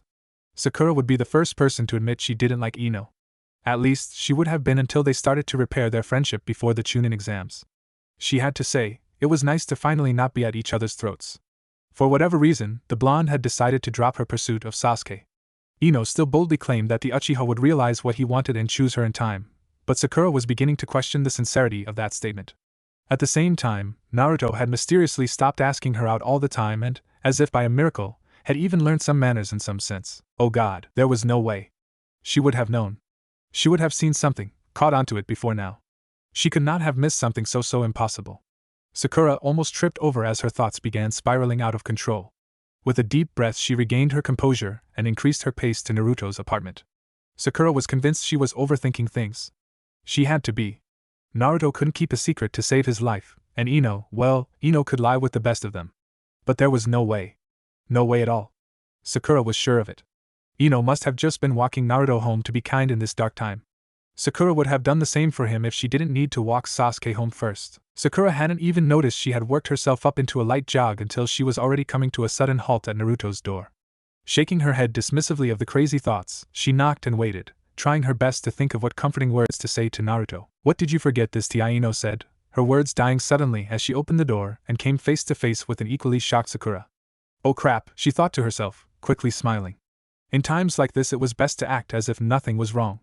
Nothing at all. "Oh, hey Sakura. If you're looking for Naruto, you'll have to go find him. He went to blow off some steam at the training grounds." "Ino, you and Naruto apartment," what the Sakura stammered out, the gears in her mind colliding and grinding together in ways they simply weren't designed for. "You're dating Naruto?" she all but yelled, pointing accusing at the blonde. "What?" Ino returned the tone. "I'm not dating him. Don't you think it's a bit rude to go around accusing people of things you don't even know are true? What gave you that idea anyway?" "Who said it?" Sakura took a step back and gave the blonde an up and down glance, finishing with a questioning but knowing look. As she gestured to Ino and where they were standing, Ino's eyes went wide and she looked down. She cursed mentally as she realized she was wearing one of Naruto's jackets, while in Naruto's apartment, and Naruto wasn't here with her. "Oh," she said. "This isn't what it looks like." Sakura said smugly, crossing her arms. "Then what is it?" "'Cause from where I'm standing you sure look guilty." "Guilty? Guilty of what?" "Getting tangled up with Naruto and trying to keep it a secret," Sakura said. "And doing a bad job of it too. I've had my suspicions for weeks now. This just proves it." She was lying, obviously, but hopefully Ino wouldn't pick up on that. A little white lie was worth pressuring Ino into admitting the truth, and Sakura needed all the details. "But seriously, Ino. Naruto? Of all people? I thought you were better than that." Ino reached out and grabbed Sakura by her dress, pulling her in close with a glare. "You got something to say about him, billboard brow?" Sakura couldn't help but grin victoriously. "Oh? So protective already," she said in a sickeningly sweet tone. Ino quickly let Sakura go and stormed back into the apartment, muttering to herself about nosy pink-haired friends. Grabbing her bag and clothes she marched back out, closing the door behind her and locking it, doing her very best to ignore the smug shit-eating grin she could feel directed at her. "You have keys to his place?" "We aren't dating," Ino exclaimed. "We are just friends." "Of course, Ino. I believe you," Sakura said sarcastically. "But I can't say that everyone else will. You know how people get when gossip gets around. What will your teammates think?" The way she said it, the wicked smile on her face and evil glimmer in her eyes was more than enough to make Ino stop in her tracks. "Checkmate, Ino pig." Ino narrowed her eyes. "You wouldn't dare," Sakura chuckled menacingly. Ino, she chided. "You know I would," Ino sighed in defeat. "What do you want?" At this point it didn't matter that she was telling the truth. Ino knew all too well how easy it would be for Sakura to twist what little she knew right now into what would no doubt become the talk of the village overnight. She didn't care if anyone knew she and Naruto were friends, that much she had never tried to hide. But it was different if people found out just how close they had gotten and how much Naruto trusted her. Neither her or Naruto knew how careful to be with that aspect of their friendship, and with the Hokage gone there was no telling what risks could arise. The last thing she wanted was to become a weakness for Naruto, a way for people to get to him. She also really didn't want to inflict upon him the embarrassment of a romantic accusation. He was far too sweet and innocent to handle that right now. "I want to know everything," Sakura said. With a deep defeated sigh, Ino started towards the flower shop, gesturing for Sakura to follow her. "I need to go and help my dad at the shop," she said. "Come and help and I'll tell you everything after." She almost let out an audible groan of disdain as Sakura literally began cheerfully skipping to catch up. Why God? Why? When they reached the flower shop, Ino was glad she had Sakura tagging along. Her father was swamped, and many customers were starting to get irate. Many were more sad than angry, only here buying flowers to decorate new graves that now held their families' or friends' names. Others were more patient, having only old memories brought up by the attack. Today was a day to mourn everything, it seemed. New wounds and old. It was exhausting, but with Sakura's help, Ino was able to help her dad get most of the work done before night finally fell, for which Inoichi promised to pay them for. Thankfully, he didn't feel the need to stick around after Ino offered to close up shop and left the two girls to themselves. "All right then," Ino said, dropping herself into a seat. "Ask." She regretted saying it as soon as the words left her mouth. Sakura's squeal of delight as she ran across the empty shop to join her might as well have been a death sentence. There was no way Ino was going to leave this conversation with all her dignity intact. She knew it, Sakura knew it, hell, even her dad probably sensed it. That would explain why he took her offer so easily and hightailed it out of the shop. The tension between the two girls had been perceivable by even the civilians passing by. How long? Sakura asked as soon as she sat down. I told you we aren't dating. Fine. Then how long have you two been hanging out all buddy-buddy like? A while, Ino answered vaguely. We started spending more time together a little while before your mission to Wave Country. Sakura blinked. Wow, you two sure kept things quiet, Ino scoffed. We weren't keeping it a secret. You just never paid enough attention to where Naruto went to notice. Sakura frowned. Ino wasn't wrong, but it sure made her sound like a pretty lame teammate. Why are you two even hanging out? She asked. I understand why he goes and has lunch with your team. Shikamaru and Chuji are his friends. But it seems like you two have been spending a lot more time together than that. What kicked that off? Ino paused and thought about her words carefully. She couldn't just tell Sakura the truth, but she also needed to give her a believable answer. I tried to pull a prank on him. It failed, spectacularly. He pointed out what I could have done better and then helped me set up a prank for Shikamaru. I guess we just never noticed until we were already meeting up every other day to come up with new ideas, trying to prank the prankster. You should have known better, Sakura said, seemingly accepting the answer. The keys to his place? She asked. I water his plants when you guys are on missions. Wearing his jacket? It was cold. His favorite food? Miso ramen with extra pork, Ino answered without thinking, freezing only after she had said it. Sakura's grin could have rivaled Naruto's. And does he like it more when you make it for him or? Damn it, Sakura. I told you it's not like that. Does Naruto know that? Sakura asked. Of course he does. Ino said sharply.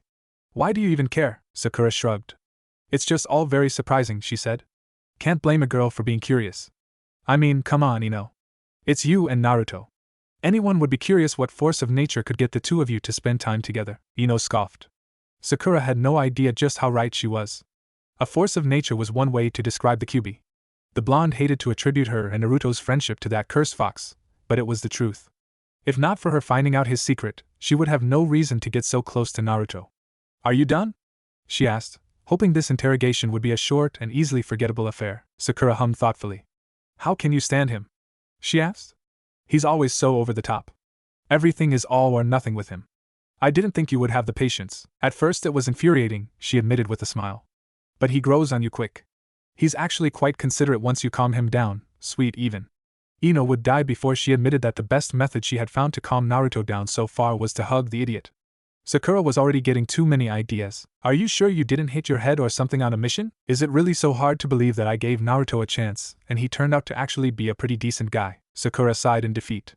I guess not, she muttered. I was hoping for some juicy details. Oh well, I guess it's not so bad. It's not like you like him, or anything. She narrowed her eyes as Ino quickly looked away and blushed ever so slightly. Right, Ino desperately fought down the blush, but to no avail. Sakura's evil grin was already forming again, and that knowing look in her eyes spelled doom for the poor Yamanaka. It wasn't as if she had anything to hide. She was being honest. She liked Naruto, but not like that. Right. Oh no. What if she did? Was that wrong? Sure, she enjoyed seeing him, and he was such a nice guy, but it wasn't like she had ever thought about being with him or anything, and oh no do I, she thought. Almost as soon as the idea had blipped into her poor mind had it lingered a second too long before being utterly squashed down by her own embarrassment. It was one thing to consider it, another to actually think about it, and Ino had just taken that all too dangerous step. It terrified her. Not because of Naruto, or the Kyuubi, or how her friends might look at her for it. No. It had scared her because for that split second, that brief moment of panic, she had caught herself feeling happy at the idea. Did she really see Naruto like that? Had they really gotten that close so soon? For Sakura, this was a dream come true. Finally, she had the upper hand on Ino. Finally, it was her turn to feel the power one had over another with the knowledge of a secret. It was everything she had hoped. She watched gleefully as the poor blonde tried so desperately to look like nothing was wrong, the faint blush on her cheeks giving her away. Well, she started, her sickly sweet tone returning full force. I wonder what Naruto will think when I will end you, Ino hissed, silencing Sakura with a glare. You so like him, Sakura said smugly, grinning like an idiot. I don't know. Maybe? Kinda. I mean yeah, but arg, Ino said exasperatedly. It doesn't matter, because you aren't going to tell anyone. Right, Sakura made a zipping gesture across her mouth. My lips are sealed, she said, letting her words sink in just enough to have Ino relax a little before so. When are you going to ask him out? What? Naruto groaned as he stirred to the unmistakable sound of knocking. He could almost fondly remember a time when he had never been woken up to such a sound. What a wonderful time that had been.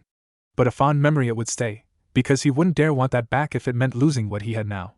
Slipping on a pair of pants, he groggily headed to the door while trying to wake himself fully, the knocking getting louder and more frequent as he went. I'm coming, he called out, unlocking the door and grabbing the handle. Geez, Ino. Just use your key already.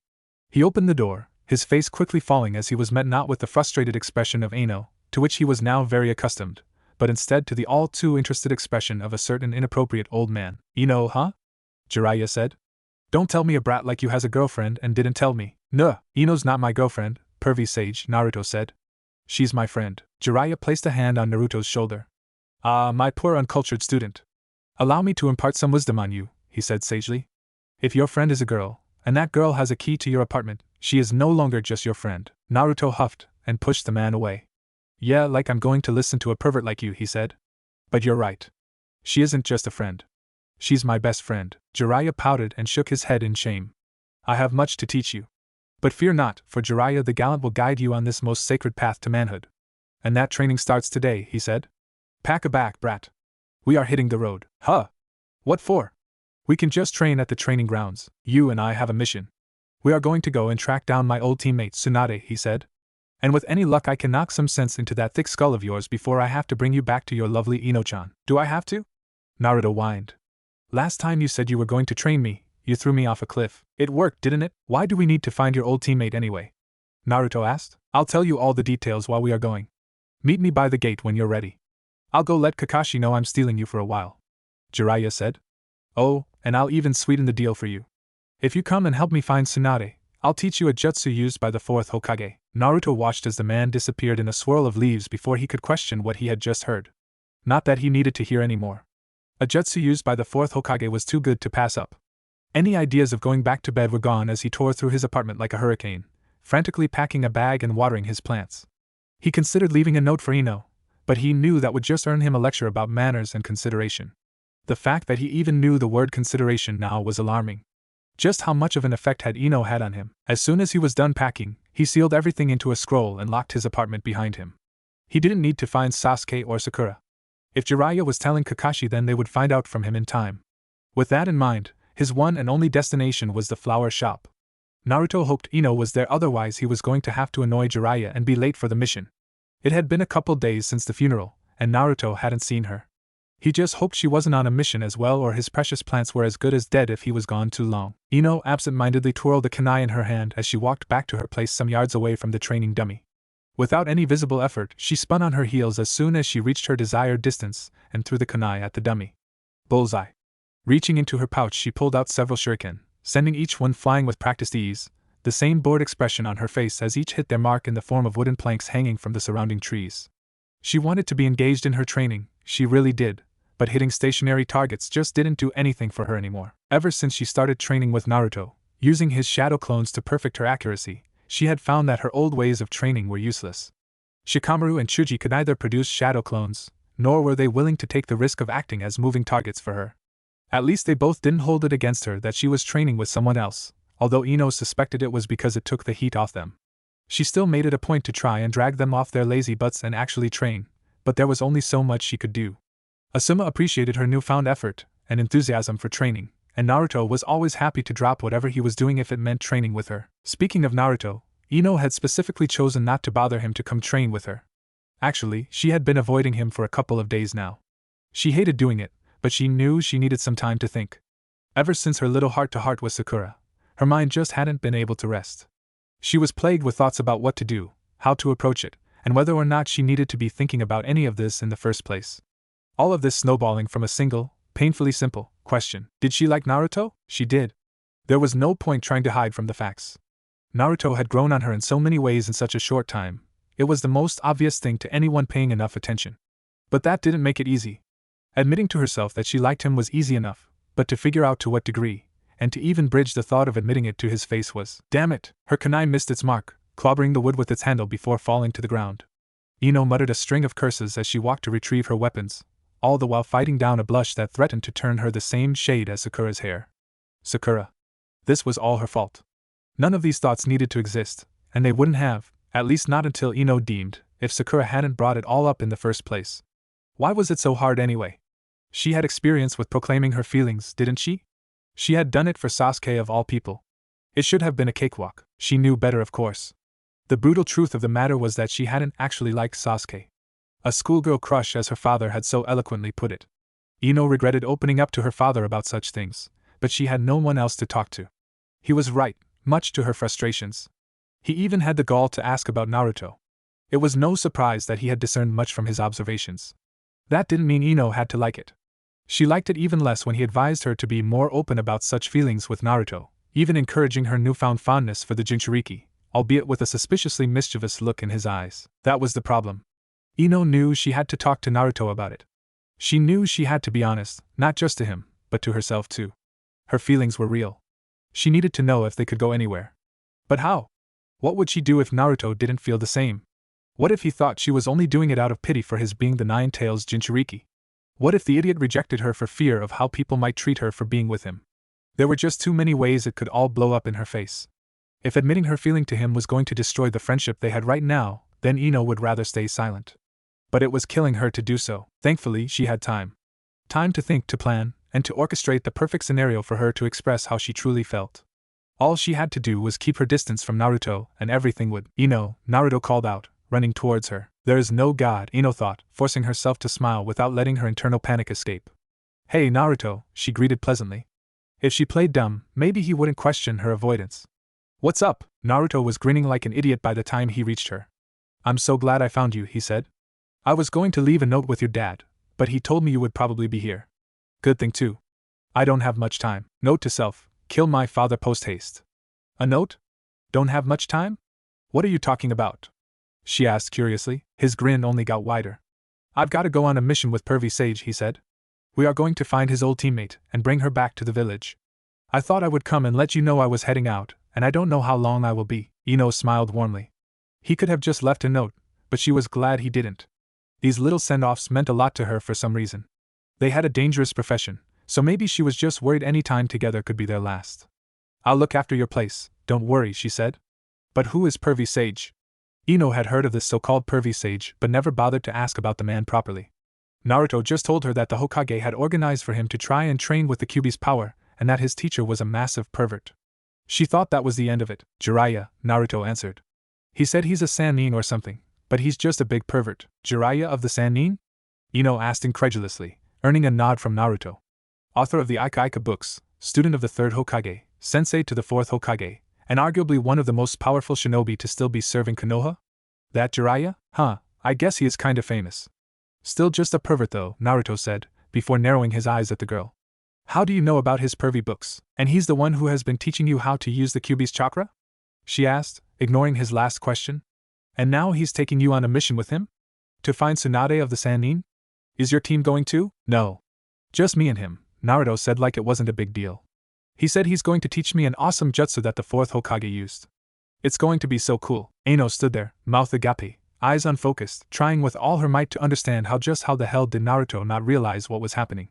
Any back-shelf thoughts she had about confessing to Naruto in this moment were immediately squashed down. The fool was being groomed to be the next student of Jiraiya of the freaking Sannin, and he didn't even realize it.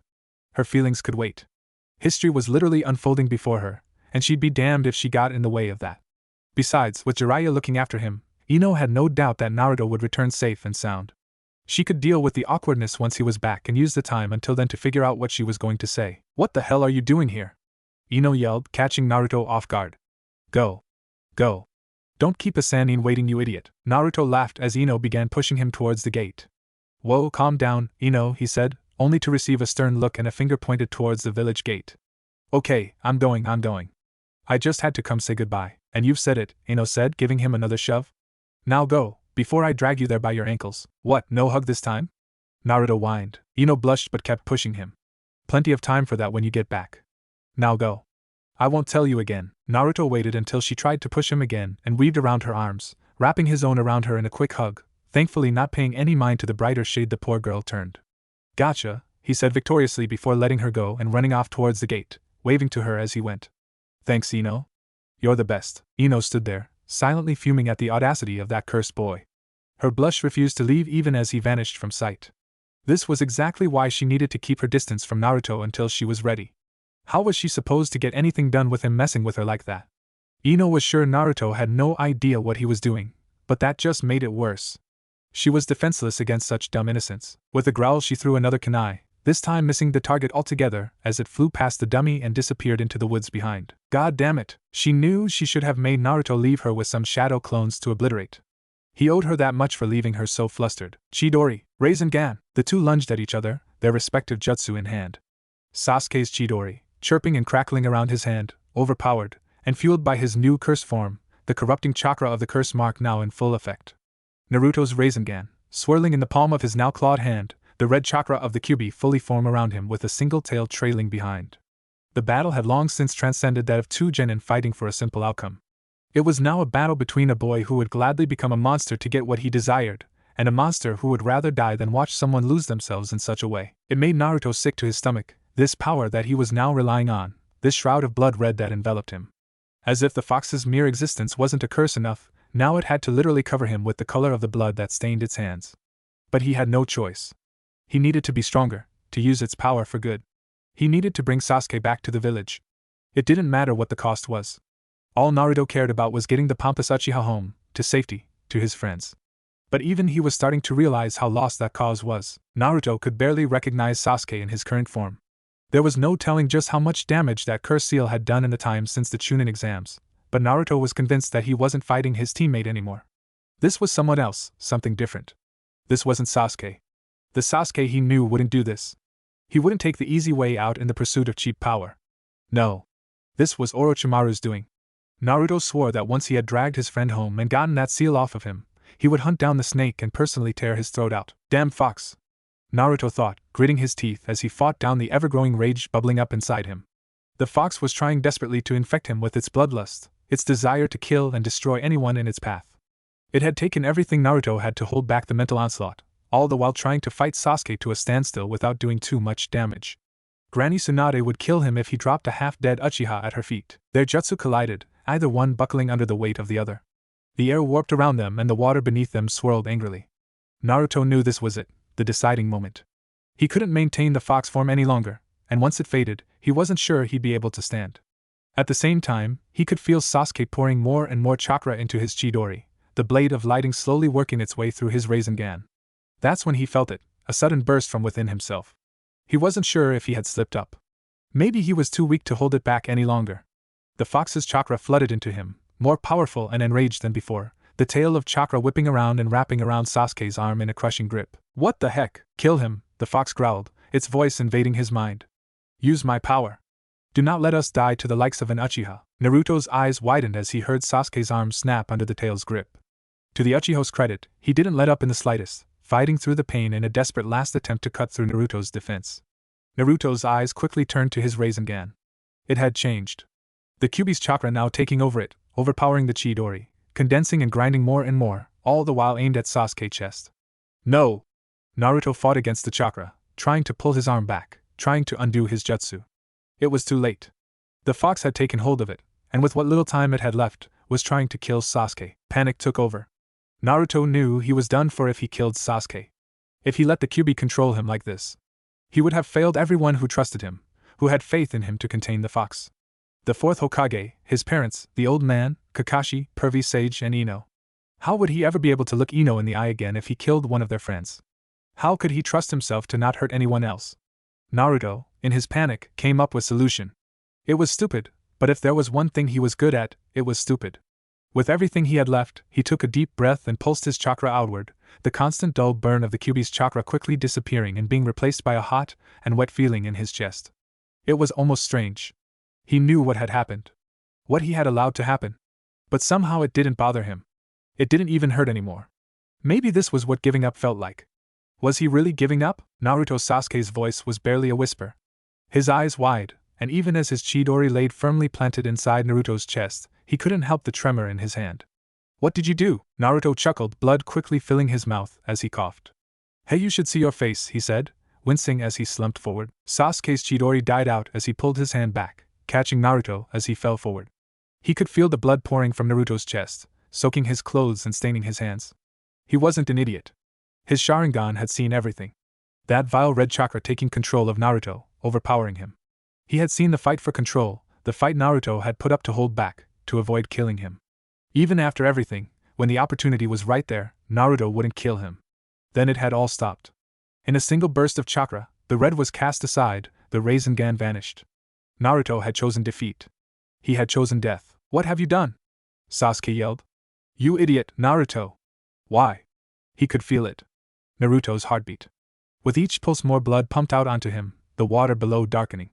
Almost too quickly Naruto's feet slid into the water, his chakra no longer able to support him, leaving Sasuke to bear both their weight. His curse mark receded, his body returning to normal, but his Sharingan remained. Every moment of their fight was now burned into his mind, replaying in his mind, over and over, just like the night of the massacre, just like before. Only this time was worse. It was real. Itachi may have forced him to see his parents die, but he had never felt it. He hadn't held them, hadn't felt their breath fade, their heart weaken. What had he done? I couldn't, Naruto said weakly. I don't want to be a monster. I wanted to help you. I don't need your help, Sasuke said, pulling Naruto to the edge of the water and laying him down. He tried to put pressure on the gaping hole in Naruto's chest, but it didn't seem to do anything other than cover his hands in more blood. Someone will be here. Just hold on. Naruto reached out to grab Sasuke's arm. Don't go, he said. I made a promise. I have to bring you back. Shut up. Sasuke growled. Why couldn't you just let me go? I didn't want this to happen. None of this had to happen. This is all your fault. Despite his harsh words, there was no hiding the tears in his eyes. Sasuke may have been cold, and he was committed to leaving Konoha, but he never wanted anyone to get hurt. Not like this. Naruto was infuriating at the best of times, but he didn't deserve to die. Only Itachi deserved that. Why, damn it? Bringing me back isn't worth your life. It is to me, Naruto said, a smile still on his face even as the color slowly left it. The village needs you. We need you. I won't give up on you, Sasuke. You don't need to be alone. We can still be friends. How are we supposed to be friends if you die? Naruto coughed, blood trickling from his lips. Heh, I didn't think this through, huh? He said with a pained chuckle. Sasuke glared at him. Stop joking around, he said. Save your strength. Someone will be here soon. Just stay alive, idiot. I knew you cared, Naruto said, a shit-eating grin plastered on his face. Stop talking. Do you think I'll see them? What? Sasuke asked. Naruto's heartbeat was so weak now. So much blood had poured out. How was he still awake? My parents, Naruto said, tears forming in his eyes as he looked up to the sky hopefully. I don't know who they were. I want to see them. If I could. Do you think they are waiting? Sasuke winced as he kept pressure, his broken arm screaming at him to let go.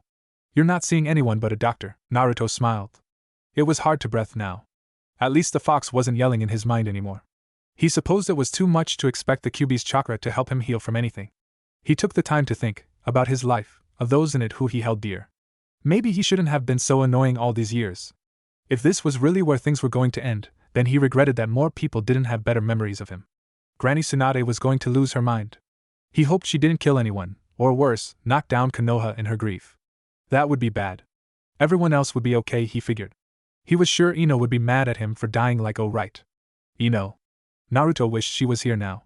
Not to see him like this, but just so he could see her once more.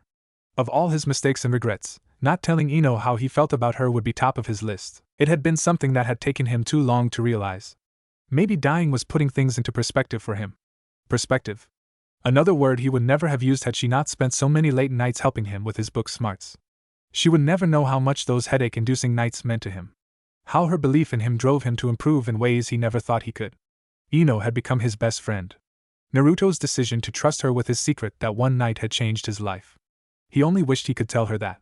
Tell her how much she meant. How much he liked her, and not just as a friend. He didn't know what it felt like to have family, or someone to love. But he knew it must have felt like he did whenever Ino was with him. Wherever she was, whenever they were together, it always felt like that was exactly where he was meant to be. He would give anything to feel that feeling once more. To hold her hand. To see her smile. You are a fool, boy, the Kyuubi grumbled, his words falling on a mind already too far gone to hear them. Hey, Sasuke, Naruto said, the smile on his face slowly falling as the color of his eyes began to dull. I said shut up. Tell Ino I'm sorry. Sasuke froze as Naruto went limp. His hands moved ever so slightly with each feeble beating of his heart until, with one final breath, it stopped. Everything stopped. The world around them was silent, and the image of Naruto's lifeless body was already burned into his mind, into his cursed eyes. Why wouldn't his damn Sharingan deactivate? He waited for what felt like forever. Time didn't seem to move properly anymore. He knew he couldn't stay. There was too much blood on his hands now. Literally and figuratively. There was no way he could return to Konoha now. Not after this. For what it was worth, the curse mark no longer burned.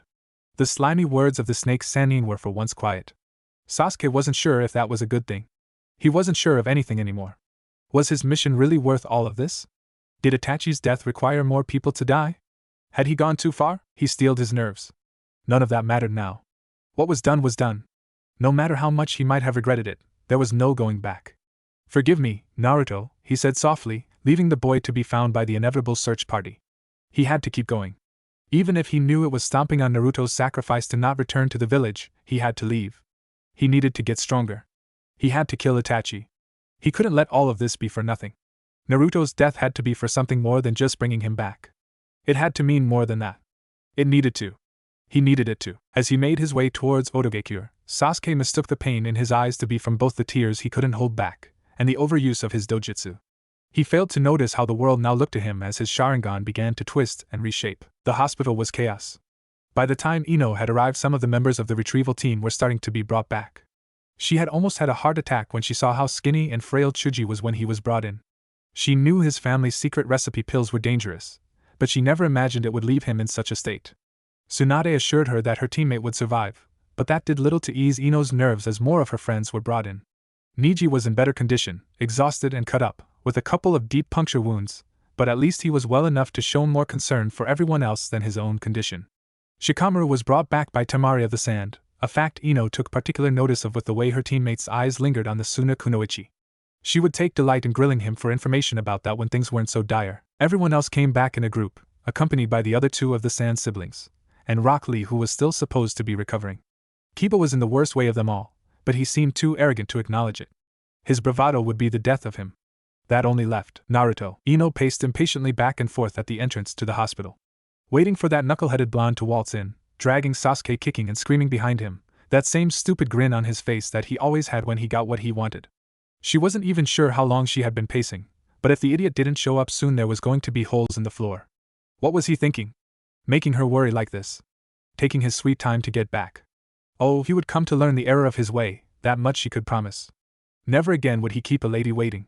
When she finally heard the door barge open, she was all too quick to spin around, reprimanding ready. Do you have any idea how long I've been waiting for? Ino's words died in her throat, her eyes went wide, and her pale complexion suddenly went ghostly white.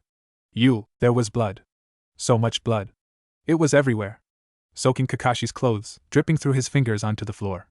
The masked man was breathing heavily, no doubt having just broken a speed record getting back to the village. Ino could see the panic in his one visible eye, the pain. In his arms, hanging limp and broken, was Naruto. He wasn't conscious. He didn't even look alive. You wouldn't even have known his clothes had been orange with how much blood now covered him. Even his hair, his brilliant bright hair, hung heavy and red against his paled face. Tsunade! Kakashi yelled, marching straight past Ino as he raced Naruto to the nearest bed. What now? Tsunade grumbled as she rounded the corner before she adopted a look not too dissimilar to Ino.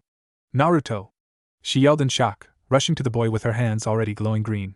What the hell happened? Kakashi stepped back and looked down in shame. I found him like this, he said. And Sasuke? Tsunade asked. The man shook his head. Gone. Tsunade growled as she pushed her hands into the hole that was once Naruto's chest. She had already used so much chakra keeping the others alive, what she had left was being pushed to its limits trying to perform a miracle. What the hell did this to him? She demanded. The Chidori, Kakashi said shamefully. Sasuke must have. Fuck. I can't feel a pulse, Tsunade exclaimed. Call anyone who is free. I need everyone now. Pulling her hands back for a second, she blitzed through some hand seals and bit her blood-covered thumb. Her fear of blood could wait until Naruto wasn't dead. In a puff of smoke, a large white slug appeared on her shoulder. Katsuya. Chakra. Now, she ordered, plunging her hand back into Naruto's chest and began hand-pumping his heart. There was still time. There had to be. With her spare hand she ripped the boy's shirt off and wiped the glowing appendage over his stomach, letting out a sigh of relief as the seal appeared on his skin. Ino stood there, dead to the world, her eyes fixating on Naruto. He looked so peaceful, so soft, so innocent. How could this have happened? Why him? After everything. Tears filled her eyes as she watched Tsunade wheel the bed into an operating room, followed quickly by everyone else who could spare their efforts. She followed, slowly like a ghost, silently keeping her distance as she watched the chaos unfold. No one even noticed her in the room. They were all too focused on Naruto. It almost made Ino happy to see so many people so focused on his well-being. Something's wrong, Tsunade said, placing a hand on the seal. Why isn't the Kyuubi healing him? God damn it, I can't heal him if that stupid thing's chakra is going to fight me every step of the way. Someone, find Jiraiya. Shizen, help me. Shizen rushed to her sensei's side and got to work, only to stop suddenly. Tsunade. Her voice was barely a whisper as her own tears began to form. It only took her a few seconds to realize how serious this was. It was a miracle Naruto's body was holding on at all. But she knew a lost cause when she felt one. Such a wound would be near impossible to repair normally. But now, with the Kyuubi's chakra lingering in Naruto's body, it was simply unimaginable. Don't you dare! Tsunade barked. I will not lose him. Not like this. We can still save him. She reached towards the seal. She knew little about seals outside of her own, let alone one made by the fourth Hokage, but she knew enough about disrupting them. If she could just mess with it enough to flood Naruto with the Bija's chakra, then maybe that would be enough to kickstart his heart. He was still there, just waiting to be pulled back. He wasn't gone yet. Tsunade! Shizen yelled, grabbing the woman's arm. Tsunade glared at her apprentice. Let me go, Shizen, she said. I don't care if that fox razes this village to the ground. I'm not losing Naruto. As the two medics had their little standoff, Ino watched on in horror. Her mind halted and time itself seemed to stretch on forever as she took in the sight before her. There was no way this could be real. Naruto was the strongest of them all. He had proved that. How could Sasuke have done this to him? A part of her was glad that Tsunade's lack of care with words right now wasn't going to lead to any more drama. She already knew of the Kyuubi, and no one else was in the room yet. But that also raised questions. From what Ino understood, the fox's chakra was meant to heal Naruto, not fight against him. What was even happening? Did the Kyuubi truly want Naruto dead that bad? Ino didn't know what to think. She didn't know what to do. But she did know one thing. If this was her last chance to talk to Naruto, then she would be damned if she didn't get to hear his voice once more. And so, in possibly the stupidest move ever made by someone of her clan, she formed a hand seal and pointed it straight at Naruto's body. Mind transfer jutsu. Neither Tsunade or Shizen processed those words quick enough, both so transfixed on their current dilemma, to notice what was happening before it was too late. Tsunade looked at the now unconscious body of Ino laying on the floor before turning her attention to Naruto on the table. Realizing what had just happened, she jerked her hand out of Shizen's grip and doubled her efforts to keep the boy's blood pumping. Get Inoichi here, she yelled. Naruto's life was now no longer the only one in the balance. It was darker than the last time she had been inside Naruto's mind. Admittedly, that had been some time ago now, but the memory of that night had faded very little. Immediately after arriving, Ino found herself fighting with everything she had to not get thrown away. Her body screamed as the pain in Naruto's body was mirrored into her own. This was the danger of her family's jutsu. Ino knew that if she stayed here for too long, her soul would tangle too much with Naruto's, and they would be bound in their fate together. With that in mind, she took off down the flooded corridor, making her way through the small maze as if this place was her own mind. One would think she knew his mind like the back of her hand, but in truth she was just following a sensation. As if something was guiding her through. Naruto, she cried out, entering the main chamber. What she found only made her stomach sink. Naruto was there, slumped up against the bars of the Kyuubi's cage, the same injuries from his physical body now present on his own consciousness. That was never a good sign.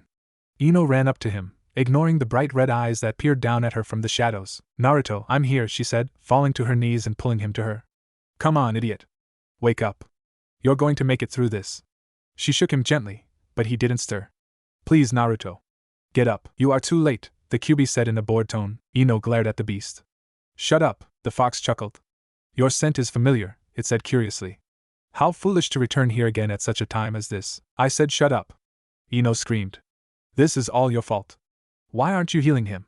Why didn't you help him beat Sasuke? The Kyuubi slammed its hand against the cage, surprisingly earning little more than a flinch from the girl. The runt chose this. The beast yelled. He would rather let us die than use my power to kill that worthless Uchiha. And now that he has cast aside my strength so arrogantly, die is what he will do. Unless. Ino narrowed her eyes. Unless what? The Kyuubi's eyes flickered with a cunningness that wasn't lost on Ino. Unless you weaken the seal, and let you free? Ino said skeptically. Do you honestly think I am that stupid? I am bound to his soul, as you too soon will be, the fox said knowingly. When he dies, so shall I. You would be wise to leave before you share in our fate. Ino would have liked to say she thought about things a bit more in depth than she actually did. Shikamaru would give her such a lecture on reading the fine print before agreeing to a deal, but there just wasn't time. What do I have to do? She asked desperately. The Kyuubi's eyes turned to the piece of paper stuck to the outside of the bars, the word seal printed plainly to see. Tear the seal, it said. Ino looked at the paper unsurely for a moment before turning back to Naruto's lifeless form. It'll be okay, she whispered, gently laying him down. She tried to walk to the middle of the cage, only to stumble and fall to her hands and knees, the air seemingly knocked from her lungs. With a glance, she saw the blood now slowly leaking from her chest. Oh no, the wounds were transferring so much faster than she expected. She was running out of time. With a pained grunt, she got back to her feet. She wasn't sure if this would work. Taking the word of a monster was definitely high up on her list of dumb ideas. But she didn't have a choice. If there was even a small chance, she had to take it, and she had to hurry. Each step felt heavier, and every breath weaker. The taste of blood filled her mouth, and her vision blurred. Ino knew she was now beyond the point of no return. Her physical body would have started succumbing to the injuries as well. Somehow, this didn't bother her as much as she thought it would. Dying was always a possibility as a shinobi. It was something she had come to terms with a long time ago. But this, right here, right now, didn't feel like dying, at least not in the way one would assume. No, this was repayment. Naruto had already sacrificed so much for the village, for the people. He had lost more than anyone she knew. He didn't deserve to lose his life as well. Not like this. Not yet.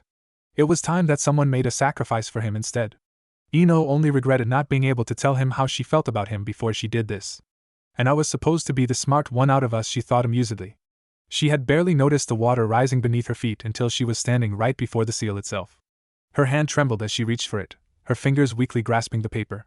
It was a weird feeling, to hold such a thing in her hand, knowing what power it held at bay. Such a simple, feeble thing.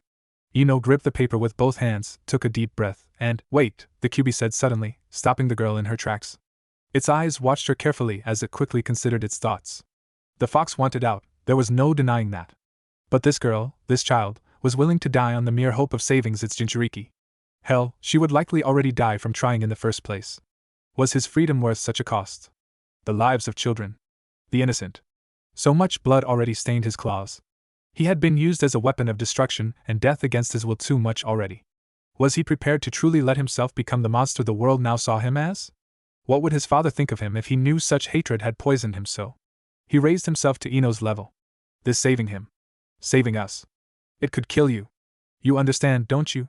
He asked, Ino giving a stern look of resolve to answer. Only a small piece, he said. Ino, wasting none of the near non-existent time she had left, grabbed the corner of the paper and pulled. The paper tearing far easier than she expected. She didn't have to wait to see the results. As soon as the torn piece of the seal fell from her hands into the water, the room lit up, red chakra gushing in through the bars and flooding down the corridors. She expected it to burn, to drown her out and cast her from this plane, but it didn't. It felt warm. The water in the room began to rise, lifting Naruto's body to the same level. Stumbling over to him, Ino collapsed beside him, watching in relief as the Kyuubi's chakra enveloped him, the wounds already starting to heal and fade. "Thank you?" Ino jumped at the words, her head shooting up only to see a man, smiling at her.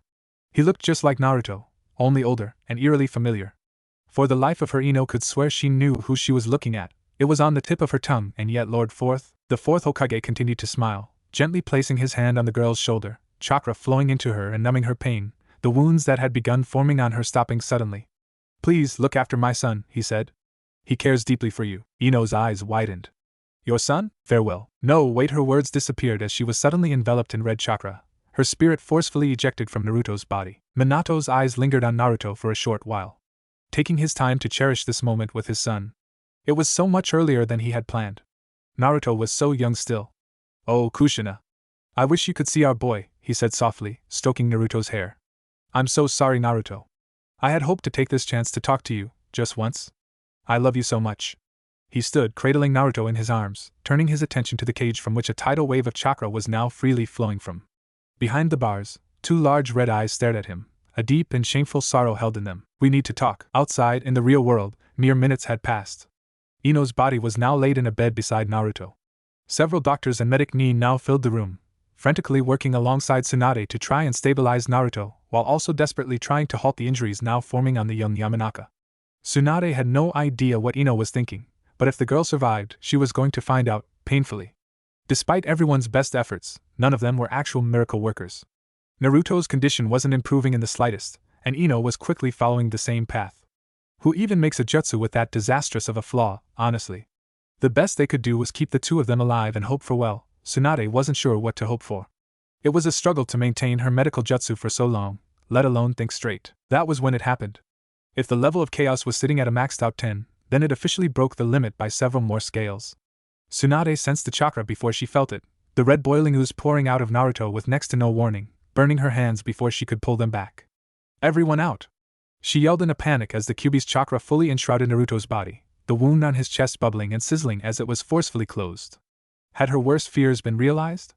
She tried to rush to Ino, intending to get the girl out of the room to what little safety there might have been, only to be stopped by a giant clawed hand of chakra slamming into the ground in front of her. Those who hadn't heeded her warning to get out quickly fled the room at the sight of the glowing red appendage. Tsunade looked at Naruto, and felt her heart nearly stop in her chest. No, sitting upright, coated head to toe in red chakra that took the form of a fox, was Naruto. Only it was not Naruto. Tsunade could see that much. His once bright blue eyes were now a dark red, pupils slitted, and they stared at her with such disgust, such a disregard for her existence, that it couldn't possibly be human. She backed away slowly, preparing herself for what was to come. Only it didn't. The Kyuubi didn't attack. It just sat there, staring at her. Even as it withdrew the hand, its eyes didn't leave her. Then, using Naruto's body as a puppet for its own sick joke, the beast pointed to Ino's body. Heal her, it demanded, a tail of chakra moving behind her and shoving her towards Ino's bed. Tsunade shakily raised her hands to the girl's chest, noticing that her injuries had stopped forming any further. Was the jutsu interrupted? It must have been. Why on earth would the Kyuubi want her to heal Ino? It didn't matter. She tried, with what chakra she had left, to close the wounds, but it was hopeless. She had already nearly exhausted herself healing the others beforehand, and combined with her now burned hands, still throbbing with the Kyuubi's foul chakra, there was no way she could mold the necessary medical jutsu to be of any use. Even with Katsuya's chakra it would take too long to both heal herself and Ino. Guess I'll have to use it, she thought to herself, carefully directing her chakra around the gem on her forehead. But before she could do anything she stopped, the pain in her hands replaced with a warm sensation as Katsuya was dispelled from her shoulder. Tsunade felt her chakra surge, and she felt stronger than she ever had before. Tsunade watched in shock and confusion as Naruto's clawed hand rested atop her own, the Kyuubi's chakra shroud now flowing harmlessly over and into her and Ino. Use it, the fox growled. Heal her, while I permit it. Why are you doing this? Tsunade asked. The Kyuubi grinned. It was an unnerving and twisted expression to see on the sweet boy's face. You're wasting time. It was easier than she expected, molding the unnatural chakra how she needed to. Tsunade could feel the Kyuubi's chakra cooperating with her, learning as she went and taking over where it needed. It was remarkable. On the one hand, Tsunade could only begin to imagine the potential such chakra could provide to the medical field, how someone like herself could use it, and to think the bijou were traded around to be used as nothing more than weapons. Her disappointment in the existence of Jinchuriki only grew with this discovery. On the other hand, however, were now far too many questions with no time to ask them. The Kyuubi helping someone, or just the beast showing any sign of humanity, was unbelievable. Tsunade knew that once this was over, if she was still alive, she would be looking into it extensively. With the newfound chakra at her disposal, it didn't take long for Tsunade to heal Ino back to perfect health. Her hands had healed as she worked, and even her chakra reserves had rapidly returned. She knew the regenerative powers of a Jinchuriki were legendary, but to feel it herself was a humbling experience. The effortlessness of it all, the seemingly endless supply of power, it was all so much to take in at once. But it wasn't to last. As suddenly as the power had been extended to her, was it pulled away. With her part to play finished, it made sense. The Kyuubi swatted the woman's hands away as soon as its power had withdrawn from her, a tail quickly pushing her back to a distance. Placing a hand on the seal on Naruto's stomach, it pulled a small orb of blue chakra from the boy's body, holding it almost carefully as he brought it down to Ino and watched as it slowly faded into her chest. As soon as the orb fully disappeared, Ino's eyes shot open. Naruto, she yelled, quickly finding herself looking at the boy in question. A combination of fear and discomfort filled her as the red eyes of the Kyuubi looked back at her, a grin of teeth too sharp sending a chill down her spine. Kyuubi, you owe me, the fox said ominously, its chakra quickly drawing back into Naruto's body and its voice fading. Eventually only the red eyes were left to show its control until those too faded back to their original blue. Naruto blinked as he came to, looking back and forth between Ino and Tsunade like a lost puppy. Ino? Granny? What the hell is going? His world went black as he passed out, falling forward into Ino's arms. Tsunade, hell, what the hell? Ino winced as she received a firm slap to the side of the head. What was that for? Tsunade glared at the girl with tears in her eyes. I should kill you for the stunt you just pulled, she yelled before quickly wrapping her arms around both blondes in a bone-crushing hug. Thank you? I don't know what you did. But thank you, Ino gasped for air. Tsunade can't breathe, let go. Tsunade released her grip, taking a few deep breaths of her own as her nerves finally calmed. She had earned herself a strong drink after today, and anyone who argued otherwise was a walking corpse. Don't think for a second you're off the hook for this, Ino, she said sternly. You could have died, or worse. I know, Ino said, hanging her head in shame. She couldn't imagine what the punishment this time would be, but she knew that the lecture she was going to get from her father would go down in Konoha's history. I'm sorry, but I had to. I couldn't let him go. Not yet, Tsunade sighed deeply. What happened in there? Ino hugged Naruto to her tightly and shook her head. I don't know. Not really. I'm sorry, we can discuss this later, Tsunade said. For now, get some rest. The two of you are to be confined to this room until I figure out what just happened. Am I understood? Ino nodded. Good. Oh, and Ino, don't ever do that again. Ino was worried. Actually, that wasn't quite right. She was terrified. It had been almost 3 whole days since the incident at the hospital, and nothing had happened. Most people would have considered that a blessing, but not Ino. She knew something terrible was brewing, and it would come crashing down on her head at any moment. She had thankfully been given permission to leave the hospital rather quickly. Tsunade had given her a full and very extensive medical, while her father conducted the most intense mind assessment she had ever felt. The fact that neither of them took the time to yell at her or chastise her for her actions so far was only the start of why she was as worried as she was right now. The real cause for her concern was also the same reason she had spent the last few days in the hospital room she had been discharged from. Naruto was still unconscious. He was alive, that much was obvious. Ino was over the moon about that. But he hadn't so much as stirred in his sleep this whole time. It left her wondering if she had messed up. Had she accidentally broken his mind? Did her actions release the Kyuubi into Naruto's body and the fox was now just biding its time to attack? No, that would be ridiculous. For obvious reasons, Ino was now forbidden from using her clan's jutsu for the foreseeable future, and even if she wasn't, there was no telling what another delve into Naruto's mind might do. Her father had attempted to check in on Naruto's mind, but he was forcefully removed every time. The Kyuubi had Naruto's mind locked down tight. No one had any idea if that was a bad thing or not. Jiraiya had thoroughly investigated the seal, finding that, although damaged and weaker than before, it still contained the Kyuubi in the way it was supposed to. Tsunade had been suspiciously tight-lipped about her findings from the medical examinations. Outside of giving Ino a clean bill of health and discharging her, nothing else was said. It had made things interesting to say the least. Ino didn't have any answers to give when her teammates, and the rest of the rookies had come to check in on her and Naruto. She couldn't just tell them what had happened. Not that she thought they would believe her anyway. The truth seemed almost too ridiculous to be real. But she also lacked a convincing lie to tell everyone. Everyone knew she hadn't gone on the retrieval mission. As far as anyone else was concerned, Ino was just hell-bent on being by Naruto's side during his recovery. While not exactly wrong, it did make Ino worry about the ideas people were getting in their head about the two of them. She hadn't even had the chance to tell the idiot she liked him. She didn't need people thinking they were an item before she could confess. Ino took a breath to calm herself down. She knew worrying was pointless, she just couldn't help it. Glancing at the clock on the wall, she groaned. It was almost time for her to head home. She hated leaving Naruto here, alone. What if he woke up to an empty room? The thought had crossed her mind to simply kidnap him. Tsunade would murder her for that. Speak of the devil, Ino thought, the woman in question casually walking in and locking the door behind her. Lady Tsunade, Ino greeted, bowing. Don't worry, I was just about to leave. Stay, Tsunade said, grabbing a nearby chair and sitting herself across from the girl. We need to talk. Ino gulped and sat up straight. She had been expecting this moment.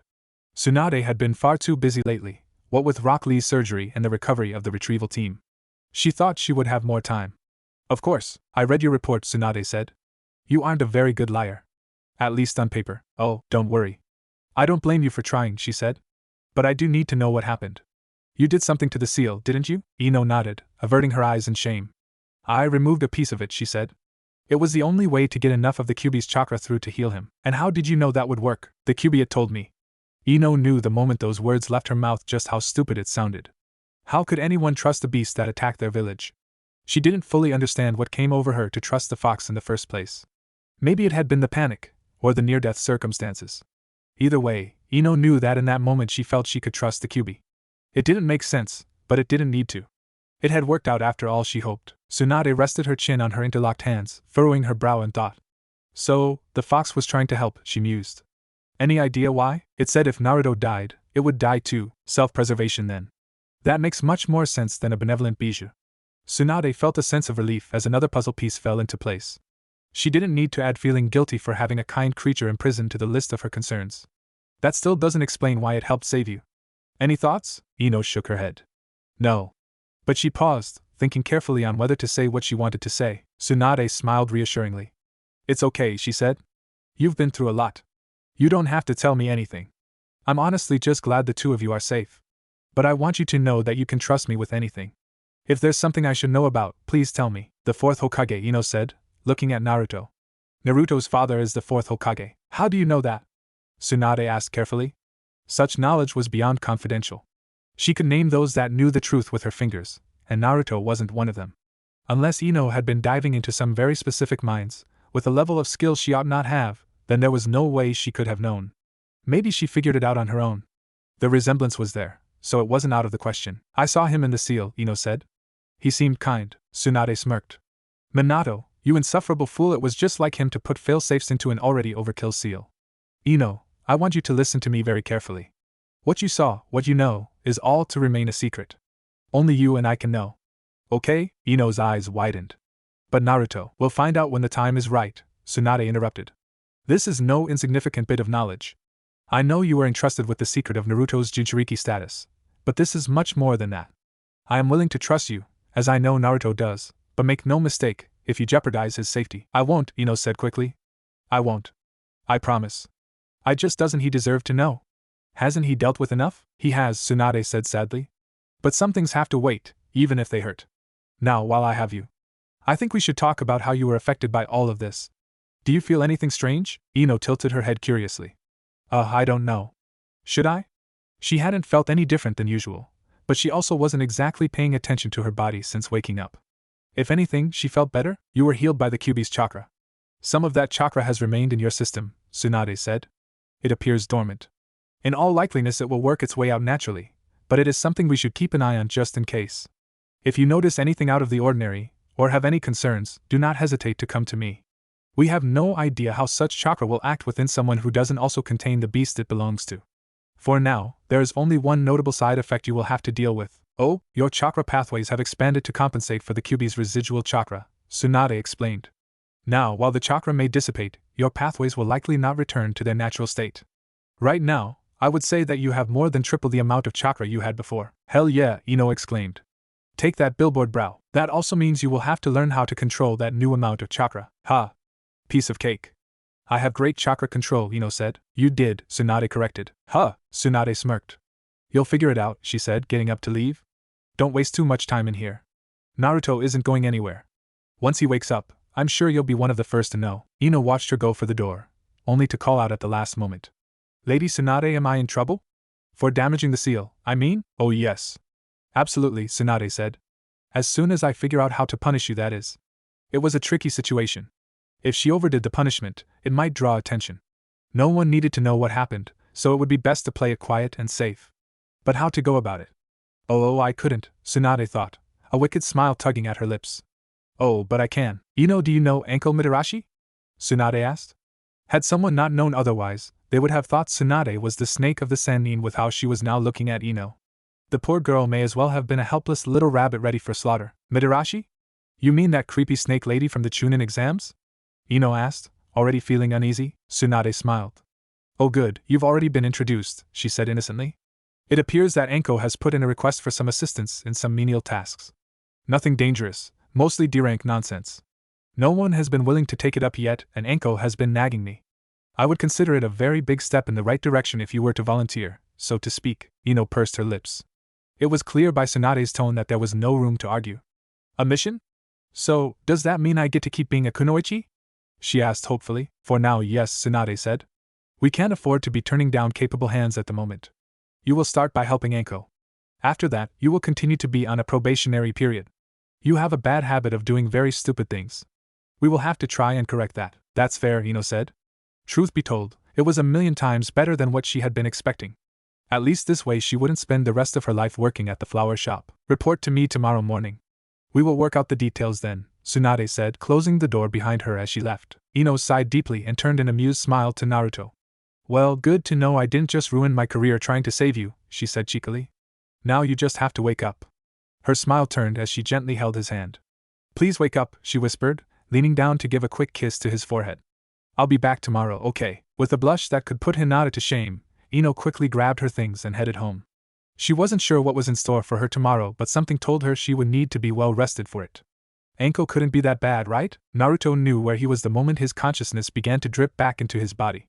He would never forget the feeling of the hospital beds, or the cheap sheets they used for them. The smell was different this time, pleasant even, like flowers. He was surprised to find his body didn't hurt this time.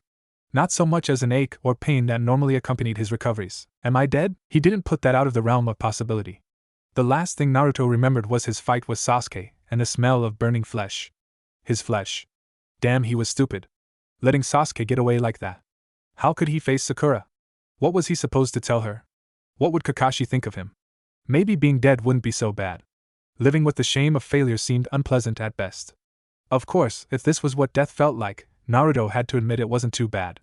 No pain, peace and quiet, a suspicious warm sensation on his arm and wait, what? Naruto opened his eyes, taking the time to adjust to the dull light of the room. The sun was just starting to disappear over the horizon, which meant it was the perfect time to break out and get home. There was just one problem. Ino. She was there, asleep, in his hospital room. Her fingers interlocked with his and her face resting on his forearm. She looked so peaceful, so pretty, propped up on the side of his bed. Naruto didn't notice he was staring so intensely until he had to fight back a blush.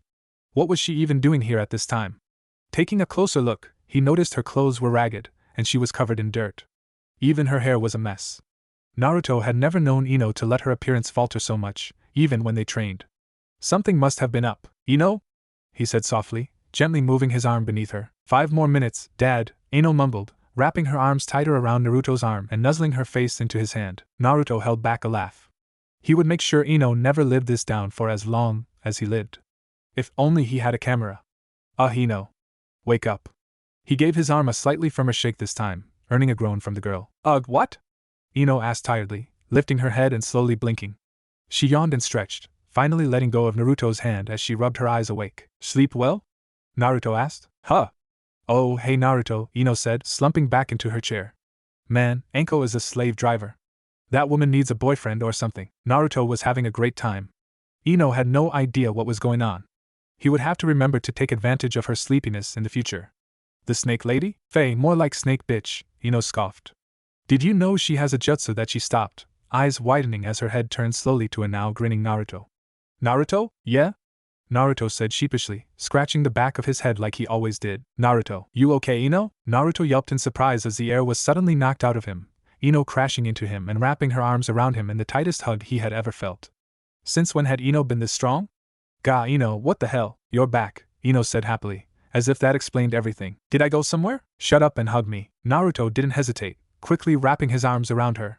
He knew from prior experience that she wouldn't stop until he returned the gesture. This time felt different though. The way Ino relaxed into his arms was something new, as if all her worries were melting away. It was nice.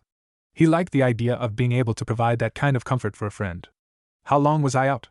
He asked as Ino pulled away slowly. Almost a week. A week? Oh, you don't get to be freaked out. That's my job. Do you have any idea how worried I've been? I've been coming here morning and night to check on you. You could have at least woken up a little earlier and saved me the worry, Ino said. Yeah, right. Because I totally have control of that, don't I? Naruto said. Not my fault you wasted time checking on me. You are not a waste of time. Ino blushed furiously as the words left her mouth a fair bit louder than she intended, but she didn't back down. No matter how embarrassing it was to say, she wouldn't take it back. Naruto wasn't a waste of time. Not to her, Naruto grinned. Careful, Ino, he teased. Someone might hear you caring about me. He laughed as Ino's blush only got worse. And what if they do? Ino said with a huff. Am I not allowed to show that I care? It really didn't matter anymore. If anyone hadn't figured it out before, they certainly would have by now. It wasn't like the whole village wasn't astutely aware of her intense visiting schedule. Huh? Naruto stopped laughing. Oh, sorry. I thank you, Ino. I didn't, it means a lot. You being here and I just thank you, Ino smiled. She found it cute when he was lost for words. In a way it showed how much he cared. He may not find all the words he needed, but he took the time to make sure he didn't just blurt out the wrong words. It was a lot from him when considering how little he cared about saying the wrong thing any other time. Reaching out, she gave a light-hearted knock on his head. It's okay, she said. Just don't do it again. Naruto's expression fell as his hand rubbed his chest warily. It was bad, wasn't it? Don't worry about that, Ino said. All that matters is that you're okay now.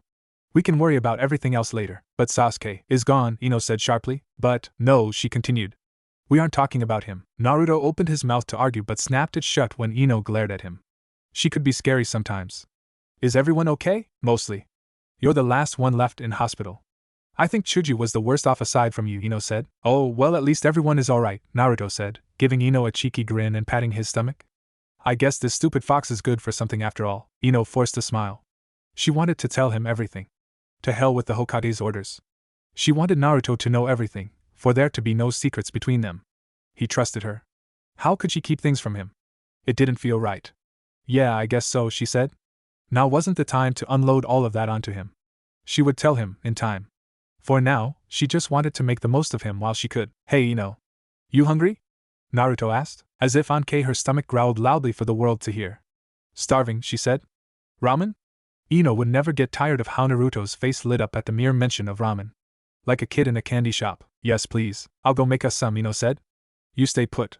No running amok until Tsunade makes sure you're okay. Ugh, fine, fine. Ino chuckled at his antics as she left. With Naruto awake, Ino felt a great weight lift from her shoulders. He was okay.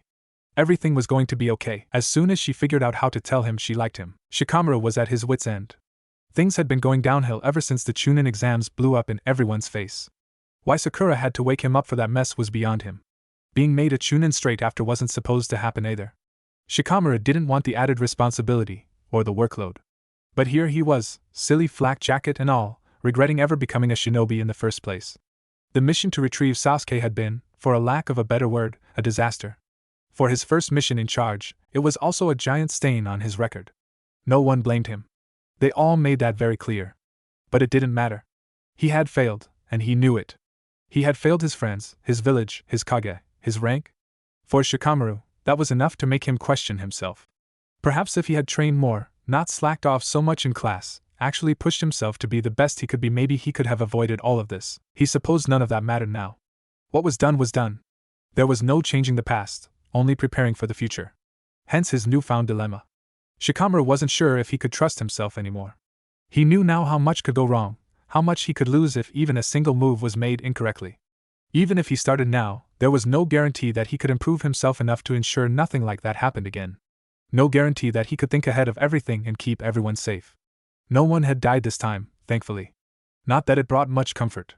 It had come too close for that. Too many of his friends had barely scraped by in their survival. Had it not been for Temari, Shikamaru knew he would have died. And Naruto, the Nara, had felt sick once he read the medical reports. He wasn't a fool. He knew there was information redacted from Naruto's charts. Figuring out Naruto was the Nine-Tails Jinchuriki had been an easy enough puzzle, as was understanding why it was being kept a secret. He never uttered his discovery to anyone, not even to Ino once she developed a strange obsession with the boy. Shikamaru didn't care what Naruto was. Naruto was his friend, and that was all that mattered. That fact alone had made what he read so much worse. Naruto had nearly died trying to bring Sasuke back. He should have died. No one could have survived those injuries by any normal means. Just imagining a fist-sized hole through Naruto's chest had made Shikamaru physically ill. And for what? For a pompous Uchiha who didn't even want to be saved. How would he have faced Ino if Naruto had died under his command? It's like he doesn't even realize how infuriating he's being. Every time I think he's going to ask me out, he just says something sweet and leaves it at that. And every time I try to tell him I like him, he's oblivious, Ino complained. Are you even listening, Shikamaru? Huh, arg. Why are all you boys the same? Ino said. Shikamaru groaned. He hadn't even kept track of how many times Ino had hunted him down for the sole purpose of whinging and complaining to him. It was like she expected him to miraculously come up with the answer to all her problems. Which he had, and she had completely ignored. For nearly 2 weeks this had been going on, and it didn't stop there. Naruto was also to blame for the headache. The rambunctious boy had come to Shikamaru, albeit with far more courtesy and manners, to ask for help in how to confess his feelings for Ino. He, too, had not listened to the advice given. That both of the annoying blondes had come to him for the same thing was far too troublesome for a singular Nara. Even his father had turned tail and ran away when Shikamaru tried to ask him how to help the situation. Relationships were not a logical problem that could simply be solved, it seemed, and he was stuck in the middle of it. I've already told you. Naruto likes you. Just spell it out to him clear as day that you like him too and everything will be fine, Shikamaru said. He was starting to feel like a broken record. But how do you know that? Ino asked incredulously. Call it a hunch, he said. For obvious reasons he wasn't going to just tell Ino that Naruto had come to him for advice as well. The less he meddled, the better in his opinion. Besides, if he admitted that, then who knows how long Ino would stick around grilling him for every piece of information he had. It wasn't worth the trouble, Ino pouted. I can't work with a hunch, she said. I need to be sure, Shika. What if I ask him, and he says no? He won't, the Nara thought. And what if he doesn't like me the way I like him? He does. I don't want to wreck what we have. You know, you won't. Why aren't you saying anything? Shikamaru sighed. Ino. Trust me, the only wrong move you can make here is no move at all, he said. Now, do you really like him? Truly? Ino blushed and nodded. Yes, she answered meekly. It was still weird to admit, out loud anyway. A year ago, she would have laughed at the very idea of liking Naruto, but now, well, now she knew better. Then go and tell him, to his face, plain and simple, he said. It doesn't have to be this complicated. Yeah, right, Ino said. Says the guy who can't keep his eyes off Temari. The poor girl was practically begging for you to talk to her the whole time her team were in Konoha, and you managed to be more awkward than Naruto. Shikamaru's eye twitched. Then why are you asking me for advice? Because you're the smartest guy I know, and you know Naruto better than most people. Heh, I think you know him better than anyone by now, Ino, he said, making her blush again. You know, you'll have to figure it out soon. I heard my dad talking about the last clan meeting. Apparently, Jiraiya is taking Naruto on as his apprentice. They'll be leaving the village any day now. What? For how long? Ino asked. Shikamaru shrugged. No idea. A while, I guess, he said. Jiraiya is known for disappearing for years at a time, and where are you going? To find that idiot and make him pay, Ino yelled, quickly disappearing as she went off to hunt Naruto down. Shikamaru sighed in relief as he laid down and stared up at the clouds. He should have said something about that an hour ago. He just hoped the two figured out their feelings before Naruto left, or he was going to be stuck with a very pent-up and annoying Ino for who knows how long. Just the thought sent a shiver down his spine. Don't screw this up, Naruto, he thought. In all honesty, he wished them luck. He knew Naruto would be good to Ino, and Naruto deserved someone like Ino. At the very least, it would get the two of them more focused on each other, and leave Shikamaru with all the more time to do what he did best. Nothing. Naruto, Ino pounded on the door, internally fuming that she had left her key for his apartment at home. After the incident at the hospital, she hadn't needed to use it. Neither of them had left the village, and they had been spending a questionable amount of time together even by their standards, so he was always with her to let her in when they eventually made their way back. Naruto Uzumaki, open this door right now. What the hell, Ino?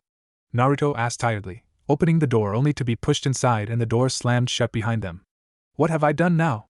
I swear, whatever I said, I'm sorry. You haven't said anything, and that's the whole problem, she said crossly, aiming a pointed stare at the boy and waiting for him to catch up. I haven't said what? Naruto was at a loss.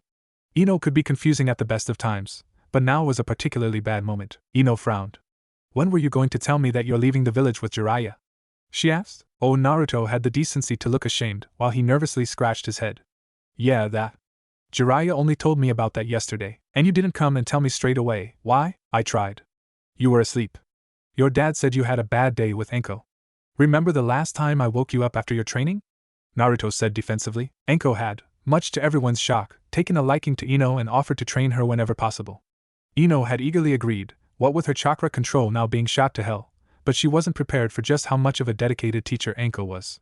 Training someone into a coma wasn't unheard of before, but the Snake Lady was on her way to perfecting it as an art form, and per Ino was the canvas. The results couldn't be ignored. Even Naruto noticed that their sparring sessions were now much more fun and not boringly one-sided, and Ino was finally taking a significant interest in her development as a shinobi. It did, however, leave the Yamanaka extremely worn out and moody, as Naruto discovered one fateful morning when he had woken her up. He had never run so fast in his life before, or since. Oh, don't be such a baby. I barely even touched you, Ino said, not for lack of trying, Naruto mumbled under his breath. You want to go for round 2, smart guy? Naruto paled. Please, God, no, he said pleadingly. I'm sorry, okay. I was going to tell you, I swear. I was just waiting to see you is all. Ino took a deep breath. It was hard to stay mad at Naruto when she knew that he only ever meant well. Honestly, it was so frustrating. No matter what happened, she would always end up feeling guilty for being mad at him. He was just so sincere, so infuriatingly honest. Truth be told, she should have known better by now than to come barging in like this and not expect Naruto to have a legitimate excuse. She just couldn't win with him. When are you leaving? She asked. Hopefully it wouldn't be too soon. She still needed time. In a couple days, Naruto said. Crap. And how long are you going to be gone? Naruto laughed nervously. He had been dreading this moment ever since Jiraiya had dropped the news on him. He knew Ino wasn't going to take it well. 3 years, maybe 4, he said, waiting patiently for the girl to explode, only it didn't happen. Instead, she just stood there, a strange expression on her face as if she was trying to think of what to do. Ino? You okay? Ino blinked and smiled half-heartedly. Oh yeah, I'm fine, she said, her tone not reassuring at all. Wow. That's so soon. Tell me about it, Naruto groaned. But Pervy Sage wants to get a head start on my training. There's some stuff I need to be ready for. Ino narrowed her eyes. What do you mean by that? Naruto was apprehensive to answer straight away. He trusted Ino, maybe more so than he trusted anyone. She knew him better than even his team now, and she knew about the Kyuubi. There was nothing he felt he couldn't tell her. But he wasn't sure if telling her this would be worth it if it got her in any kind of trouble. The last thing he wanted was for her to get hurt because of him. They are called Akatsuki, he said vaguely. They are hunting the Jinchuriki. 2 of them tried to get me when I went to help find Tsunade. Pervy Sage says they won't stop, so I have to be ready for next time. Oh. Ino wasn't sure what to say to that. It never occurred to her that Naruto's Jinchuriki status would present more of an issue outside of people learning about it, and having an issue with it. For people to actively be hunting them though, that was a scary thought. Why didn't you tell me? She asked gently. I didn't want you to worry, he said. Stupid, I know. You would have found out anyway. You're smart like that. But if people are coming after me, I didn't want you getting caught up in it. You're my best friend, Ino.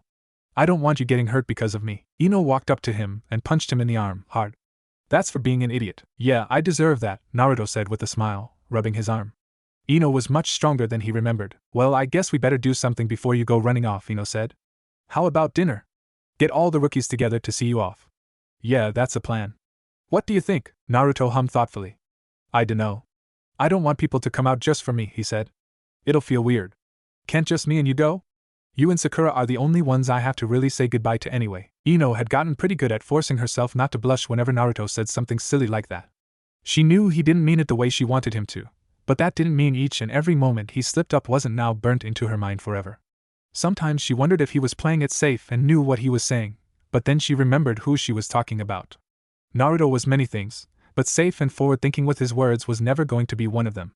Were it not for Ino knowing full well that she wasn't ready to go out on a date with him, she would have taken him up on his offer. But she wasn't brave enough just yet. Making herself look like a fool in public could wait until he got back from his training. No. They will all be happy to see you and say goodbye. Trust me, Ino said. Now, where should we have? Don't you dare say Chiraku's. Why not? It's the best, because you always eat there.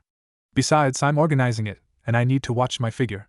I can't afford to stuff my face with ramen if I'll have to spend the next week working it off, Ino said. Naruto rolled his eyes. I don't see what the big deal is. You look great.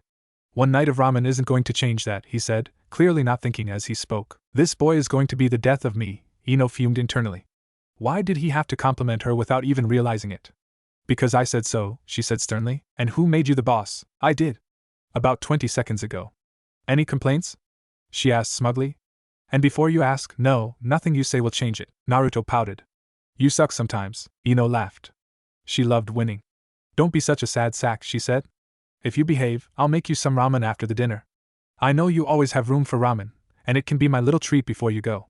After all, who knows how long you'll have to go without my specially made ramen. You'll have to savor it. Ugh, okay. I'll do the stupid dinner. But you better not hold back on that ramen, or I'll tell Anko about how it was you that put the dye in her dango, he said. You wouldn't dare, Ino said. Anko still hadn't let go of that prank. She swore to murder whoever it was that had left her with a bright orange-stained mouth for 2 days. Ino. You know me.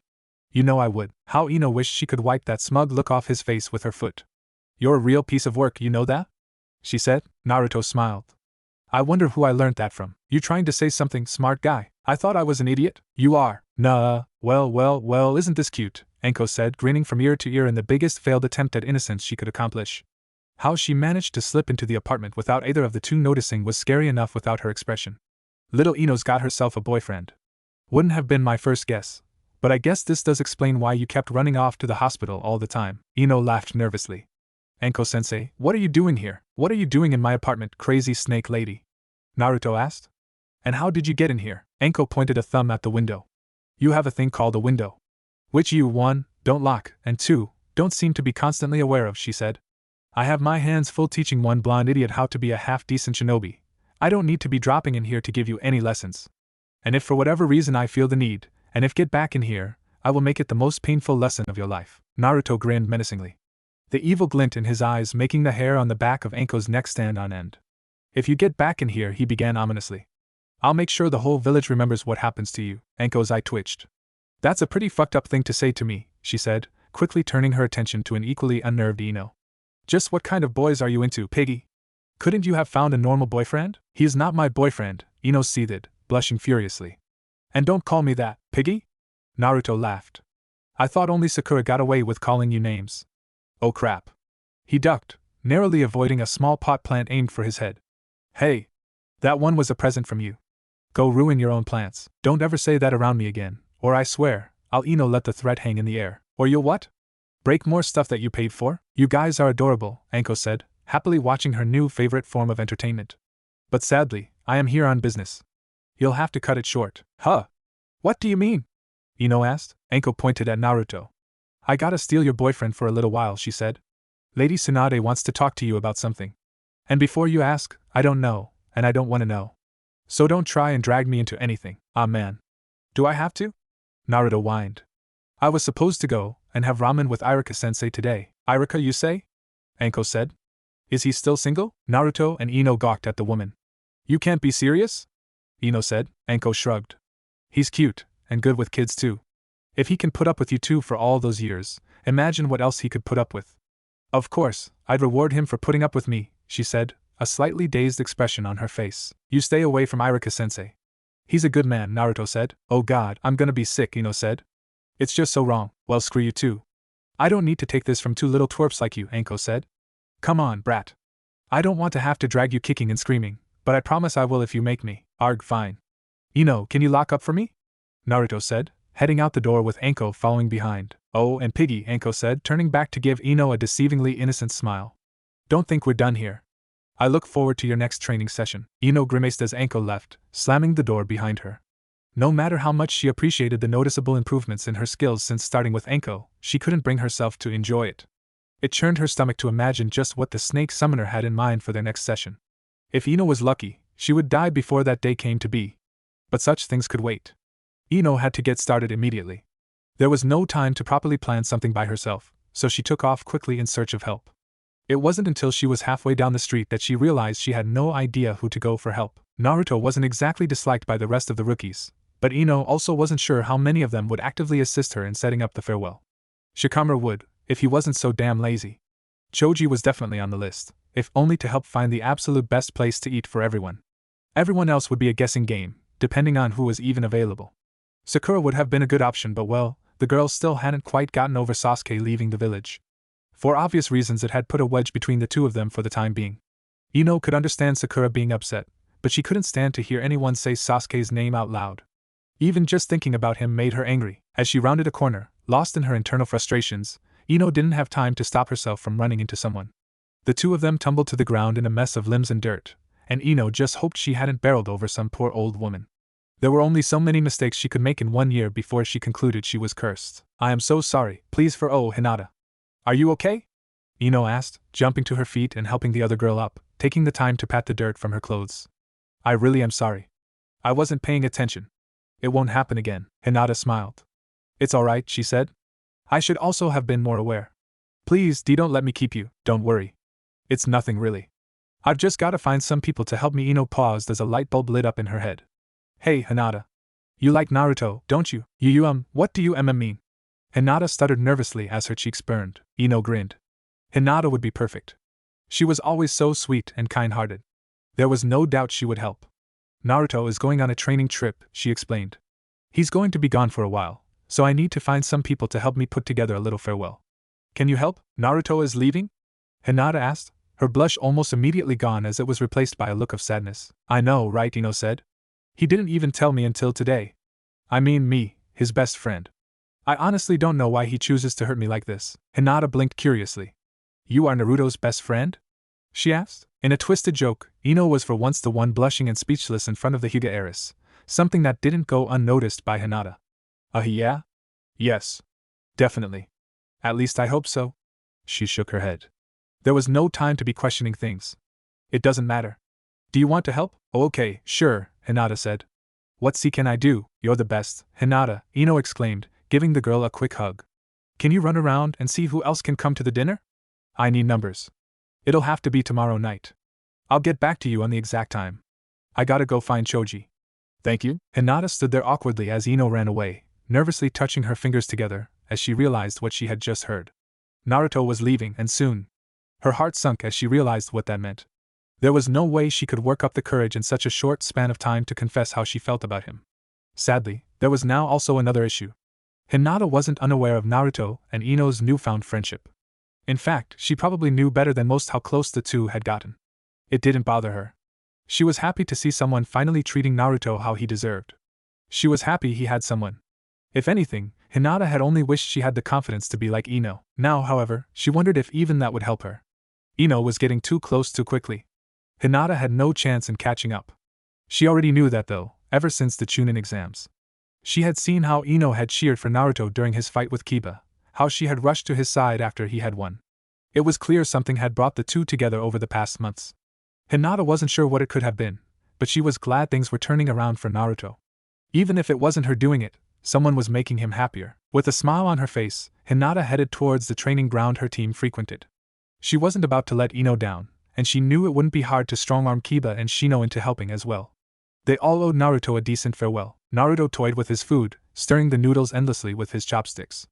The very image of him, Naruto Uzumaki, not enthusiastically inhaling any bowl of ramen put before him, would have made most think he was an imposter. If only it were that simple.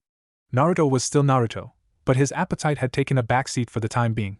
In its place sat a sinking feeling in his stomach, an uncomfortable combination of dread and butterflies. He knew why. How could he not? Even someone as thick as him could figure it out. He was scared, not of leaving with Jiraiya, of course. That was exciting. Just the thought of journeying around the world and learning from the pervy sage had him giddy in ways he had never been before. It wasn't even anxiety about the farewell dinner Ino was planning. He had no concerns about who would and wouldn't show up to see him off. Any negative opinions any of his old classmates may have had about him would just be added to the list of minds he would change when he finally became Hokage. It was Ino he was scared of. Not of her directly, well, maybe a little of that too actually, but for now he was just scared of what to do regarding her. Naruto wasn't an emotionally complex person, he knew that.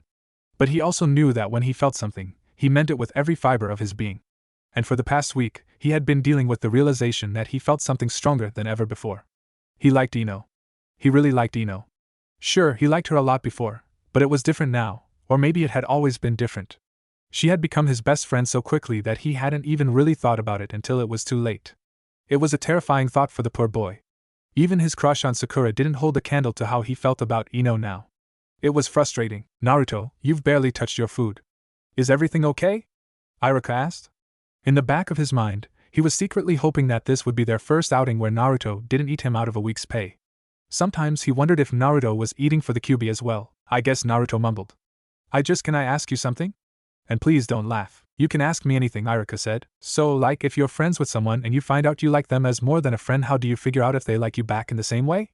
Naruto asked, looking at Iruka with wide, desperate eyes, pleading for an answer. Is this about Sakura? Iruka asked, internally shaking his head.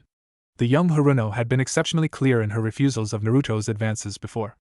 If the boy couldn't figure that out by now, then there was going to be problems. Naruto grinned sheepishly. Aha, no, he said. Sakura is still cool, and super pretty, but it's Ino actually. Iruka quirked his brow. This was going to be one of those headache-inducing nights, he could feel it. Ino? As in Ino Yamanaka? He asked skeptically. He supposed he shouldn't have been surprised. He had run into the young clan heiress a couple of times while going to visit Naruto in the hospital. She was always there, and always coming and going from Naruto's room. He really should have put two and two together. Yeah.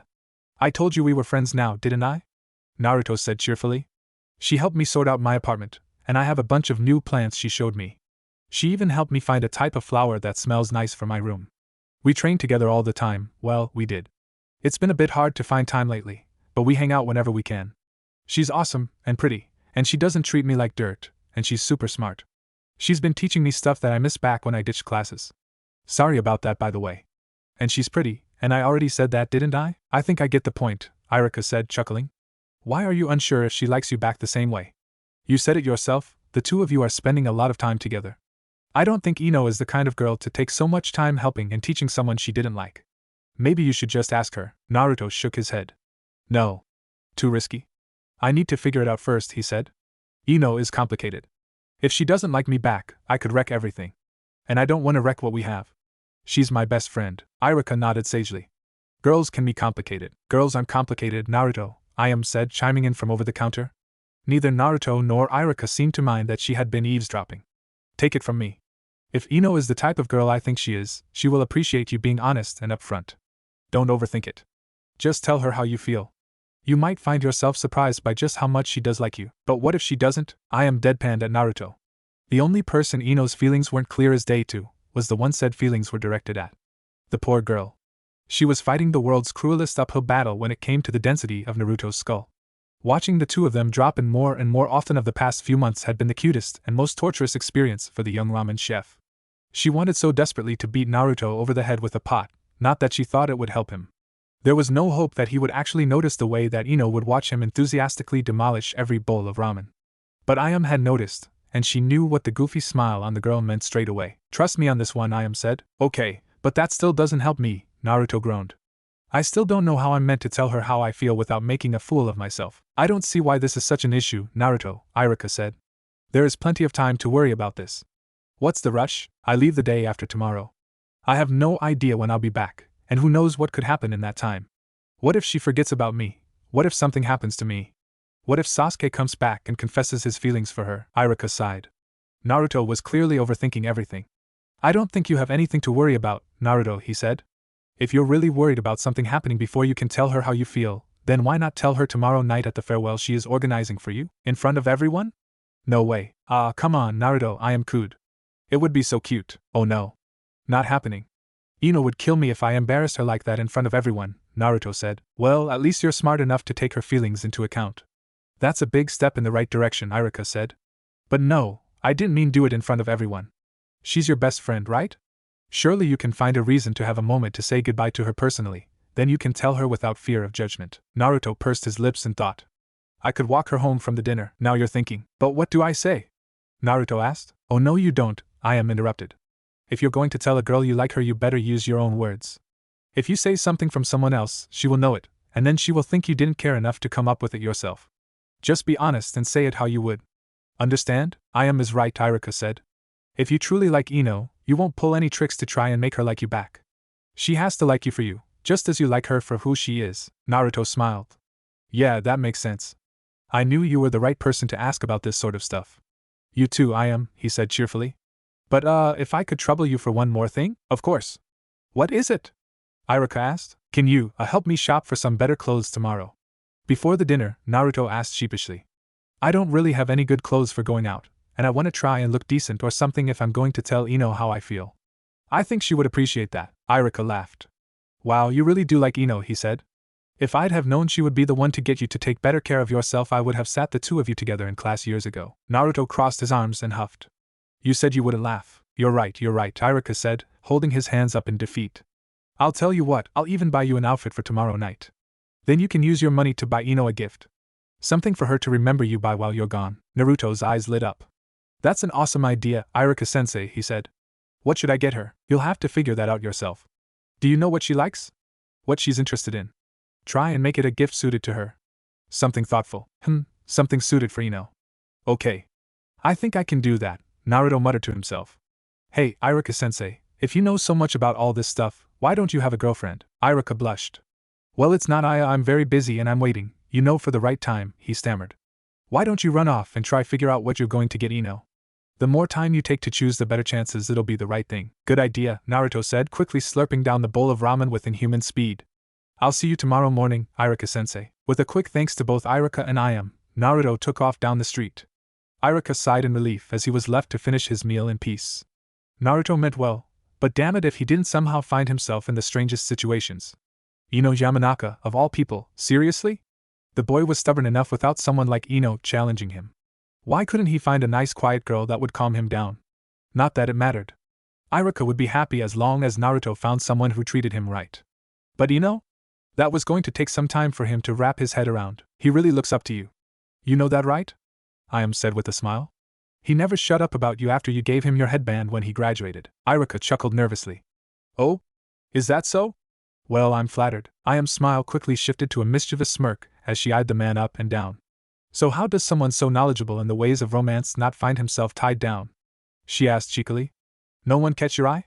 Or are you scared?" "I think I'm starting to see where Naruto got some of his influence from," Iruka said. "You're avoiding the question," Ayam said in a sing-song voice. "Thank you for the meal," Iruka said with a smile, before disappearing in a swirl of leaves, a small pile of money left neatly on the bench next to a now empty bowl. "Aw, no fair," Ayam whined, crossing her arms with a huff. "It's always the cute ones that run the fastest." "Ayam, stop flirting the customers away. We've talked about this," her father said from the back. "But Dad," Naruto fidgeted nervously, his fingers constantly tugging at the collar of his new button-up shirt. In his opinion it hugged too closely to his neck for comfort, but Irika assured him it made him look both tidy and presentable without overdoing it. Naruto was just glad it was orange.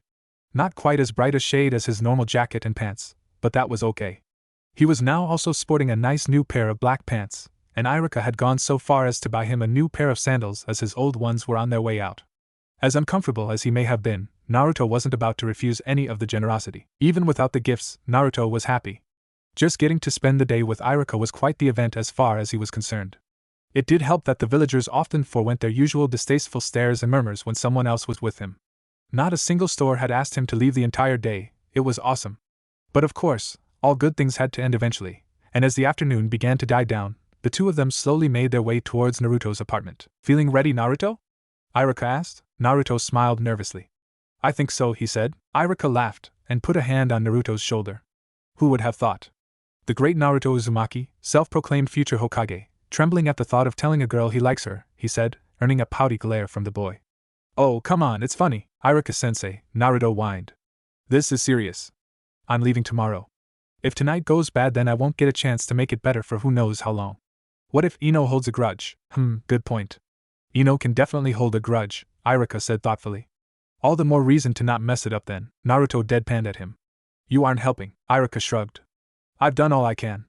Thanks to me you look the part. Now, do you remember my other advice? Don't talk with my mouth full. Always keep eye contact when she's talking to me. Small compliments go a long way. Just be myself, Naruto rattled off, as if perfectly rehearsed. Oh, and make sure to thank her for setting up the dinner. That's a big one, very good. You may just survive this evening after all, Irika said. Did you manage to find Ino a gift? Naruto smiled wide and gently patted the pouch hanging at his waist. Yep, he said. It's nothing fancy. I didn't have much left after Pervy Sage spent all my money. But I think she will like it. Irika frowned at the mention of Jiraiya spending all of Naruto's money. If it weren't for the Sanin's rank, and the fact that the man was taking Naruto on as his apprentice, Irika would have half a mind to give the sage a stern talking to. I think Ino will appreciate a smaller gift anyway, he said reassuringly. Much like with complimenting, you don't want to go overboard with gifts. It can make people uncomfortable. How will I know if everything is going okay? Naruto asked. You'll know, Irika said. Ino isn't the kind of girl to keep her thoughts unknown after all. As long as she seems happy by the end of the night, I'm sure it'll all be fine. Naruto wanted to feel reassured by his sensei's words, but his nerves didn't want to calm down. There was too much at stake for him to not overthink tonight. Ino was more than just his best friend. Feelings aside, she was also the only person who currently knew about the Kyuubi. She was the one he knew he could trust the most of all his comrades. That alone meant running the risk of upsetting her or pushing her away was a terrifying thought. Deep down, Naruto knew he shouldn't be worried. Ino was, as he had found out firsthand, an incredibly kind and caring person. No matter how badly he might screw things up, there was always the hope that she would find it in her heart to forgive and forget.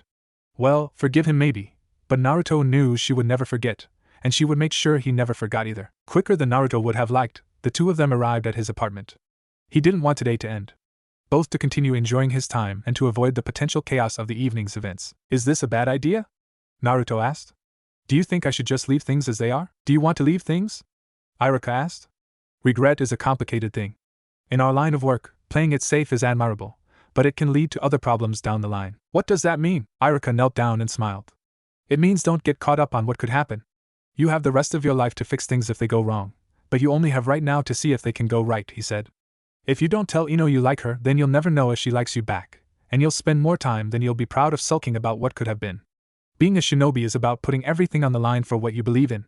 You've already risked your life for the village several times. I think you can risk your feelings for Ino, don't you? Naruto nodded, and before Irika could stand back up, he lunged forward and caught the man in a hug. Thank you, sensei. I really appreciate this. Everything. Irika gently wrapped his arms around Naruto and returned the hug. Well, it wouldn't do me any good if I didn't stay on the future Hokage's good side, now would it? He said with a laugh. Pulling back from the hug, he patted Naruto on the shoulders and straightened his shirt back out.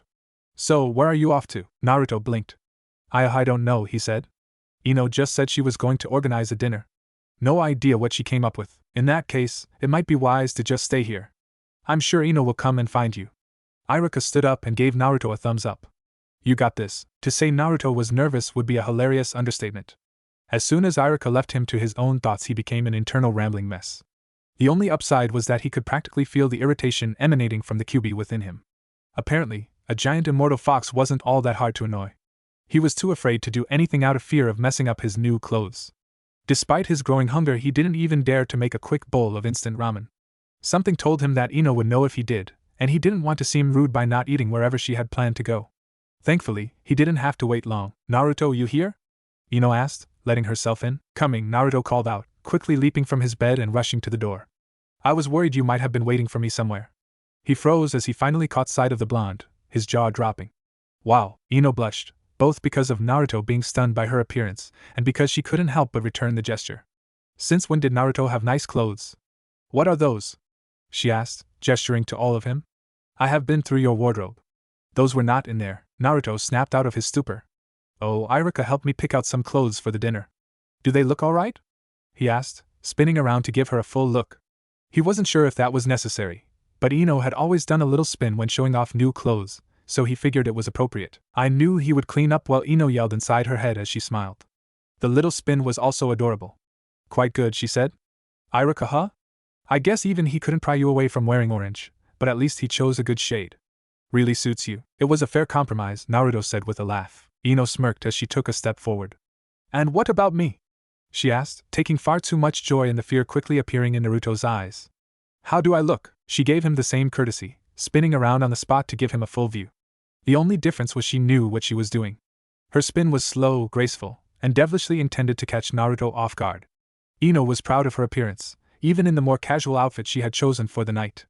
A black knee-length skirt that billowed around her as she spun and a dark purple top with one loose-fitting sleeve on her left arm, all brought together with her somewhat shorter blonde hair that she had chosen to let hand down for the night.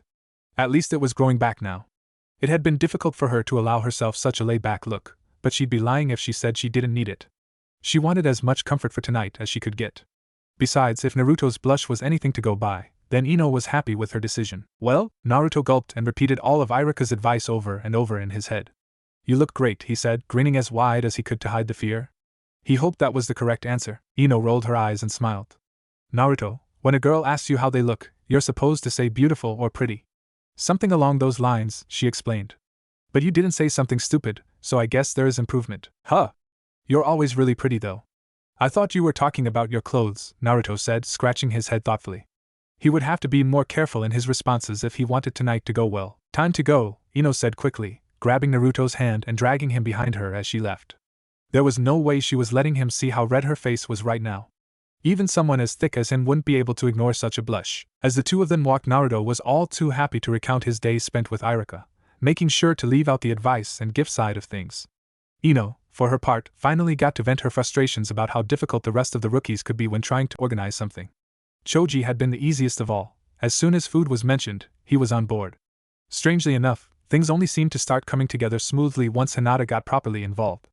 Ino wasn't sure what that girl did, but she had never seen Shikamaru and Kiba so keen to help out before. Everyone else fell into place naturally, and much to Ino's delight, no one gave the slightest inkling of not wanting to attend due to some sort of dislike of Naruto. The only person who couldn't be accounted for was Sakura. Ino had tried to find Sakura, albeit half-heartedly. It wasn't that she didn't want the girl there, it was just that Ino knew Sakura wasn't quite over Sasuke leaving. She had taken their comrade's betrayal worse than anyone. Ino wasn't sure if inviting her would have been a good idea even if she had found her. Seeing her last teammate off while still coming to terms with the loss of the other might be too much. As such, Ino had opted to leave an invitation with Sakura's parents. She hoped Sakura would attend, if only for Naruto's sake, but she doubted anyone would blame the girl if she didn't make an appearance. Naruto couldn't help but grin as everyone greeted him when he and Ino entered the restaurant. Apparently Ino had planned for everyone to already be here before him. Hey guys. Thanks for coming. Like some of us had a choice," Shikamaru said, ignoring Ino's glare as he smiled at Naruto. "Yeah, some of us could have found better things to do with our time, you know," Kiba said with a grin. "Don't listen to them, Naruto. Nothing is more important than celebrating the progress of our comrades," Rock Lee said loudly. "To be training under one of the great Sannin is an honor that you should undertake with the full extent of your youth." Everyone sighed. "Thanks, Lee. I'll try my best," Naruto said, he and Ino taking their seats next to each other before being barraged by everyone. "Please keep an eye out for any strange insects during your travels. Bring back some cool weapons from the other countries if you can. Don't let us down. Be as safe out there. Make sure to try all the different food." Eventually everyone got a turn to congratulate Naruto and make some sort of request of him during his journey. The mood never dulled as everyone enjoyed each other's company, eating and drinking to their heart's content. Choji had gone above and beyond, making sure that there was at least one of everyone's favorite dishes available at some point through the night. The only thing that stood out as strange the whole time was the fact that Naruto and Ino were dressed up while the rest of the rookies had all shown up in their usual gear. Not that anyone was game enough to comment on that. Until, hey, what's with the get-ups? Kiba asked, eyeing the two blondes suspiciously. Why are you two dressed up like Ao? Hinata, don't be rude, Kiba, Hinata said. Naruto snickered at the boy. I thought there might be a dress code or something, he said. I'm still surprised they even let you in looking like that, dog breath. My breath is not that bad, Kiba exclaimed, only to shrink back as everyone gave him a knowing look. Well, what's your excuse, Ino? Got a date after this or something? Ino smirked. Why, are you jealous? She asked, earning a chuckle from the group. Kiba, not even slightly wounded by her words, puffed his chest out proudly and grinned cockily. Me? Jealous? Ha, don't be silly, he said, leaning back in his chair and resting his head back on his interlocked hands. What with the Uchiha gone, I'm officially the next in line for best looking of the rookies. The silence that followed his words was palpable. Everyone took turns either looking cautiously at Naruto or glaring at Kiba. The idiot should have known that Sasuke was an off-limits topic for tonight. It wasn't a secret that Naruto felt like a failure for not being able to bring his teammate back, and no one needed to remind him of that. For several tense seconds, everyone waited in fear, expecting the blonde to have an outburst or excuse himself under some lame excuse. By the time Kiba caught on to what he had done wrong, even he was beginning to worry about what was going to happen. Hey, Kiba, Naruto said, immediately getting everyone's attention. His face was blank, unreadable, his eyes seeming to peer into Kiba's very soul.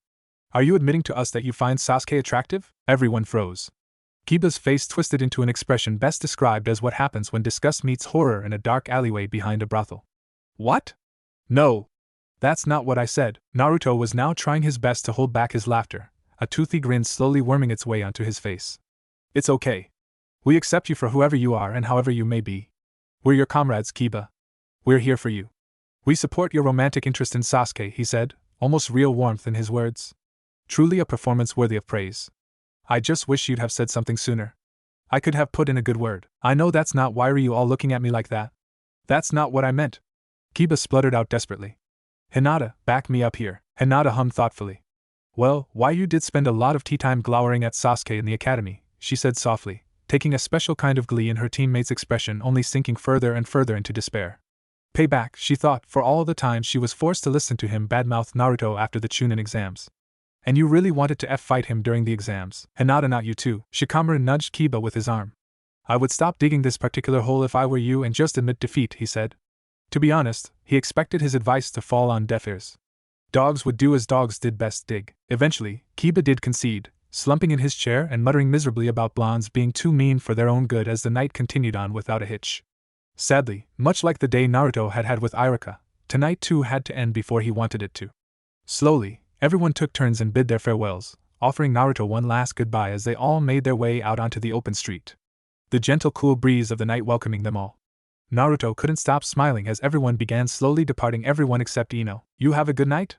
She asked, staring at him hopefully as she awaited his answer. It was great, Naruto said. Thanks, Ino. This was amazing.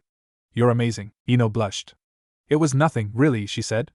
If I had more time, I could have pulled off something really cool. Naruto shook his head. No. This was perfect.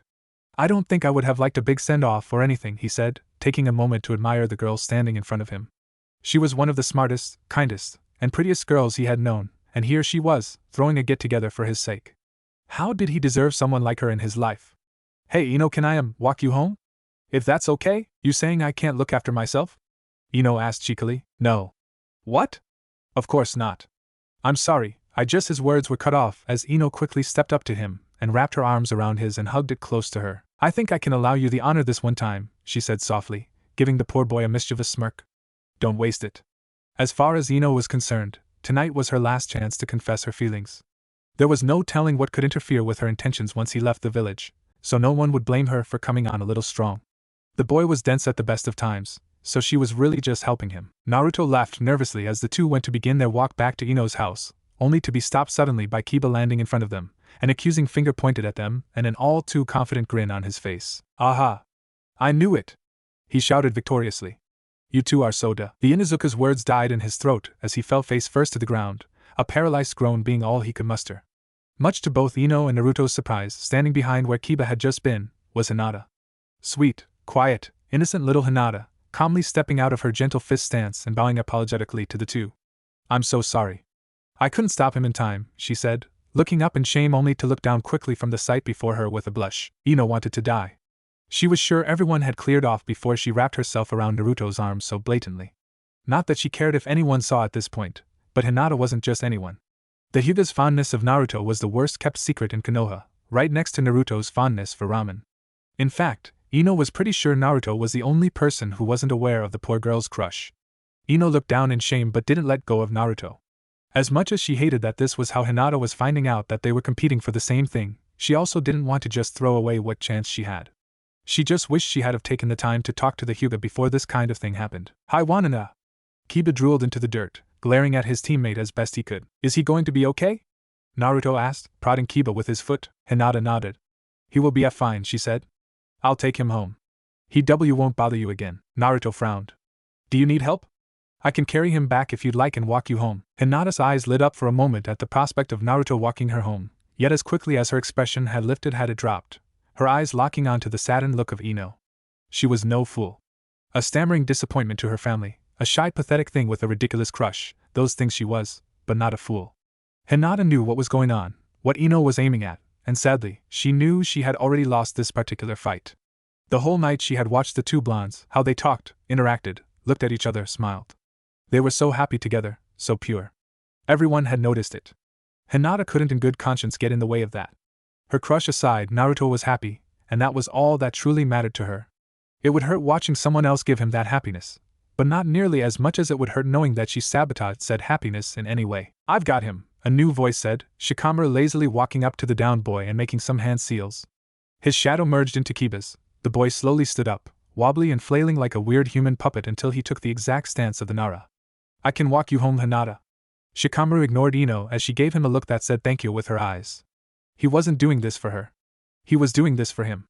If the two blondes could just hurry up and admit they liked each other, then they could stop tormenting him for advice and interrupting his cloud watching. Hinata smiled and nodded, turning once more to the blondes. Thank you for the offer, but I'll be okay, she said, aiming a knowing but kind look at Ino.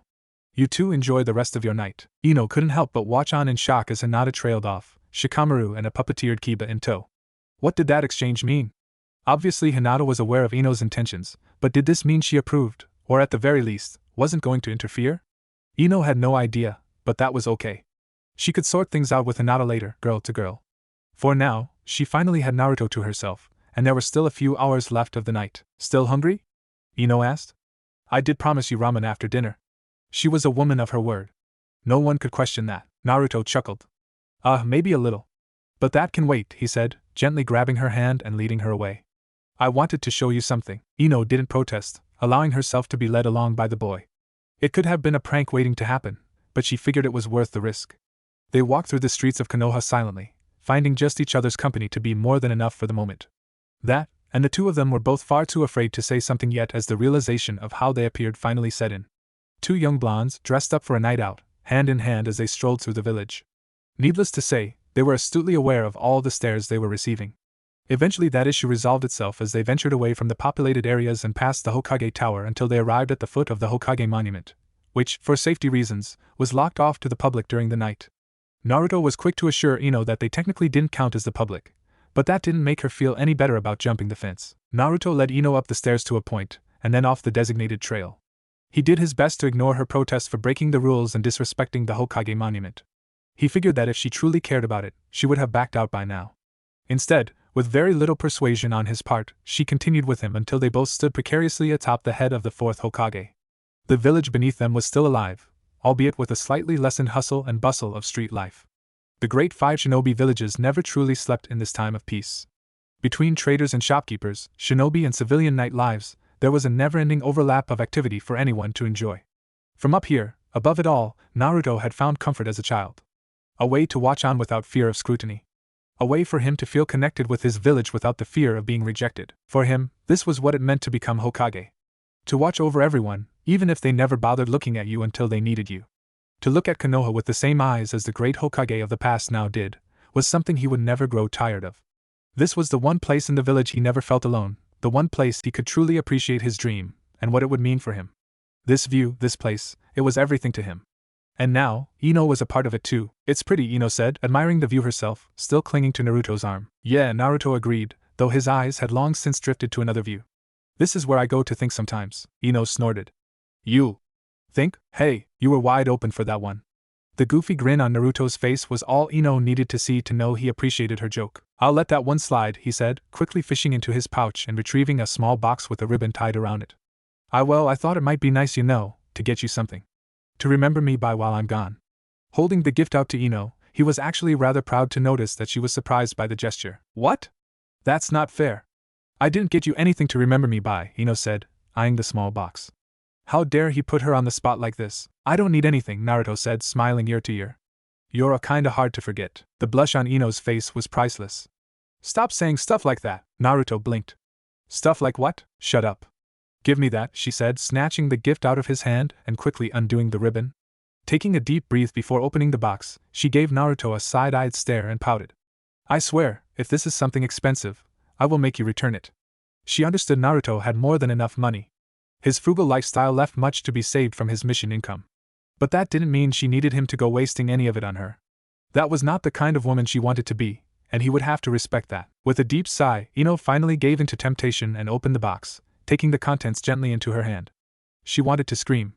The only thing that was currently keeping Naruto alive right now was the shock factor keeping Ino locked in place. Naruto was dead. There was no changing that fact.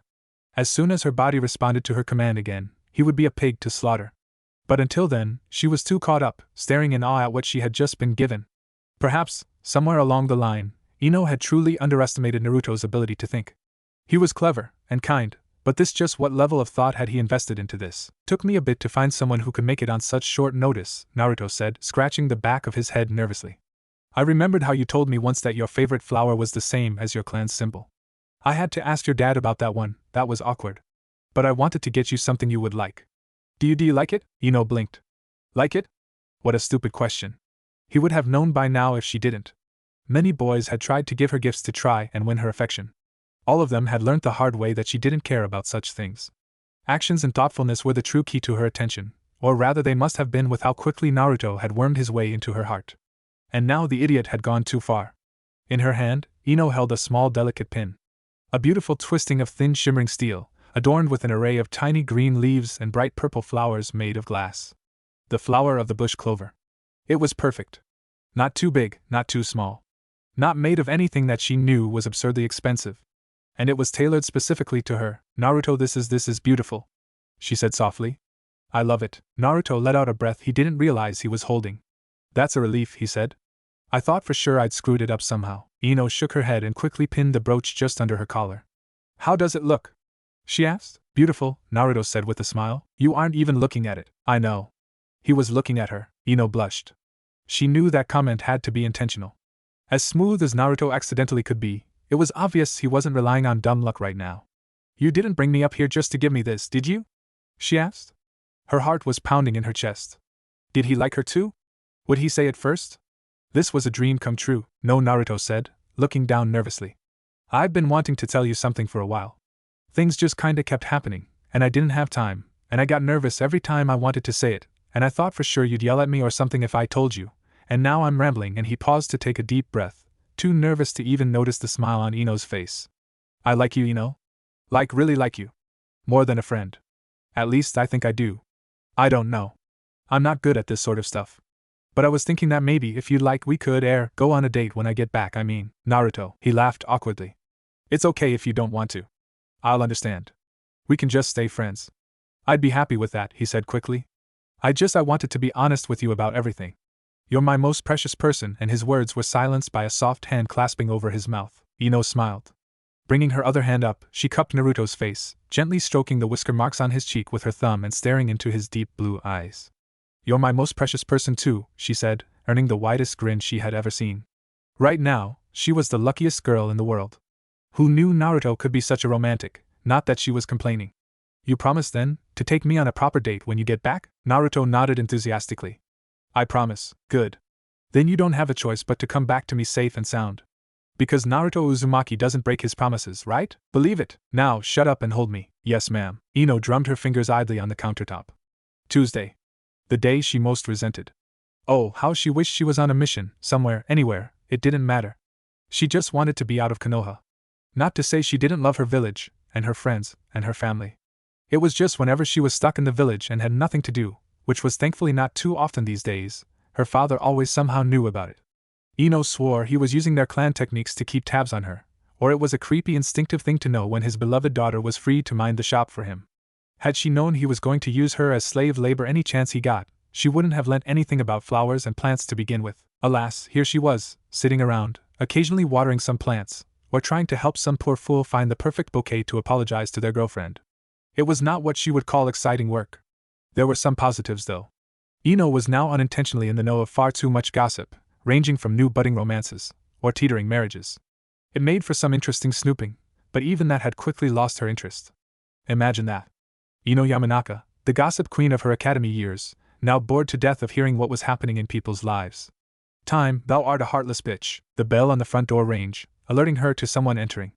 It was late in the afternoon and Ino could only hope that whatever this customer wanted wasn't going to take too much time to arrange. God help her if she had to do any overtime in this accursed place. Her dad didn't pay her enough to get that kind of effort. Welcome to Yamanaka Flowers. If you need any help, just sing out, she said, not bothering to look up to see who it was. Too many people had already walked in and silently left for her to care any more today. You sure make this job sound fun, Ino, Shikamaru said. Ino's eyes lit up at the sound of her teammate's voice.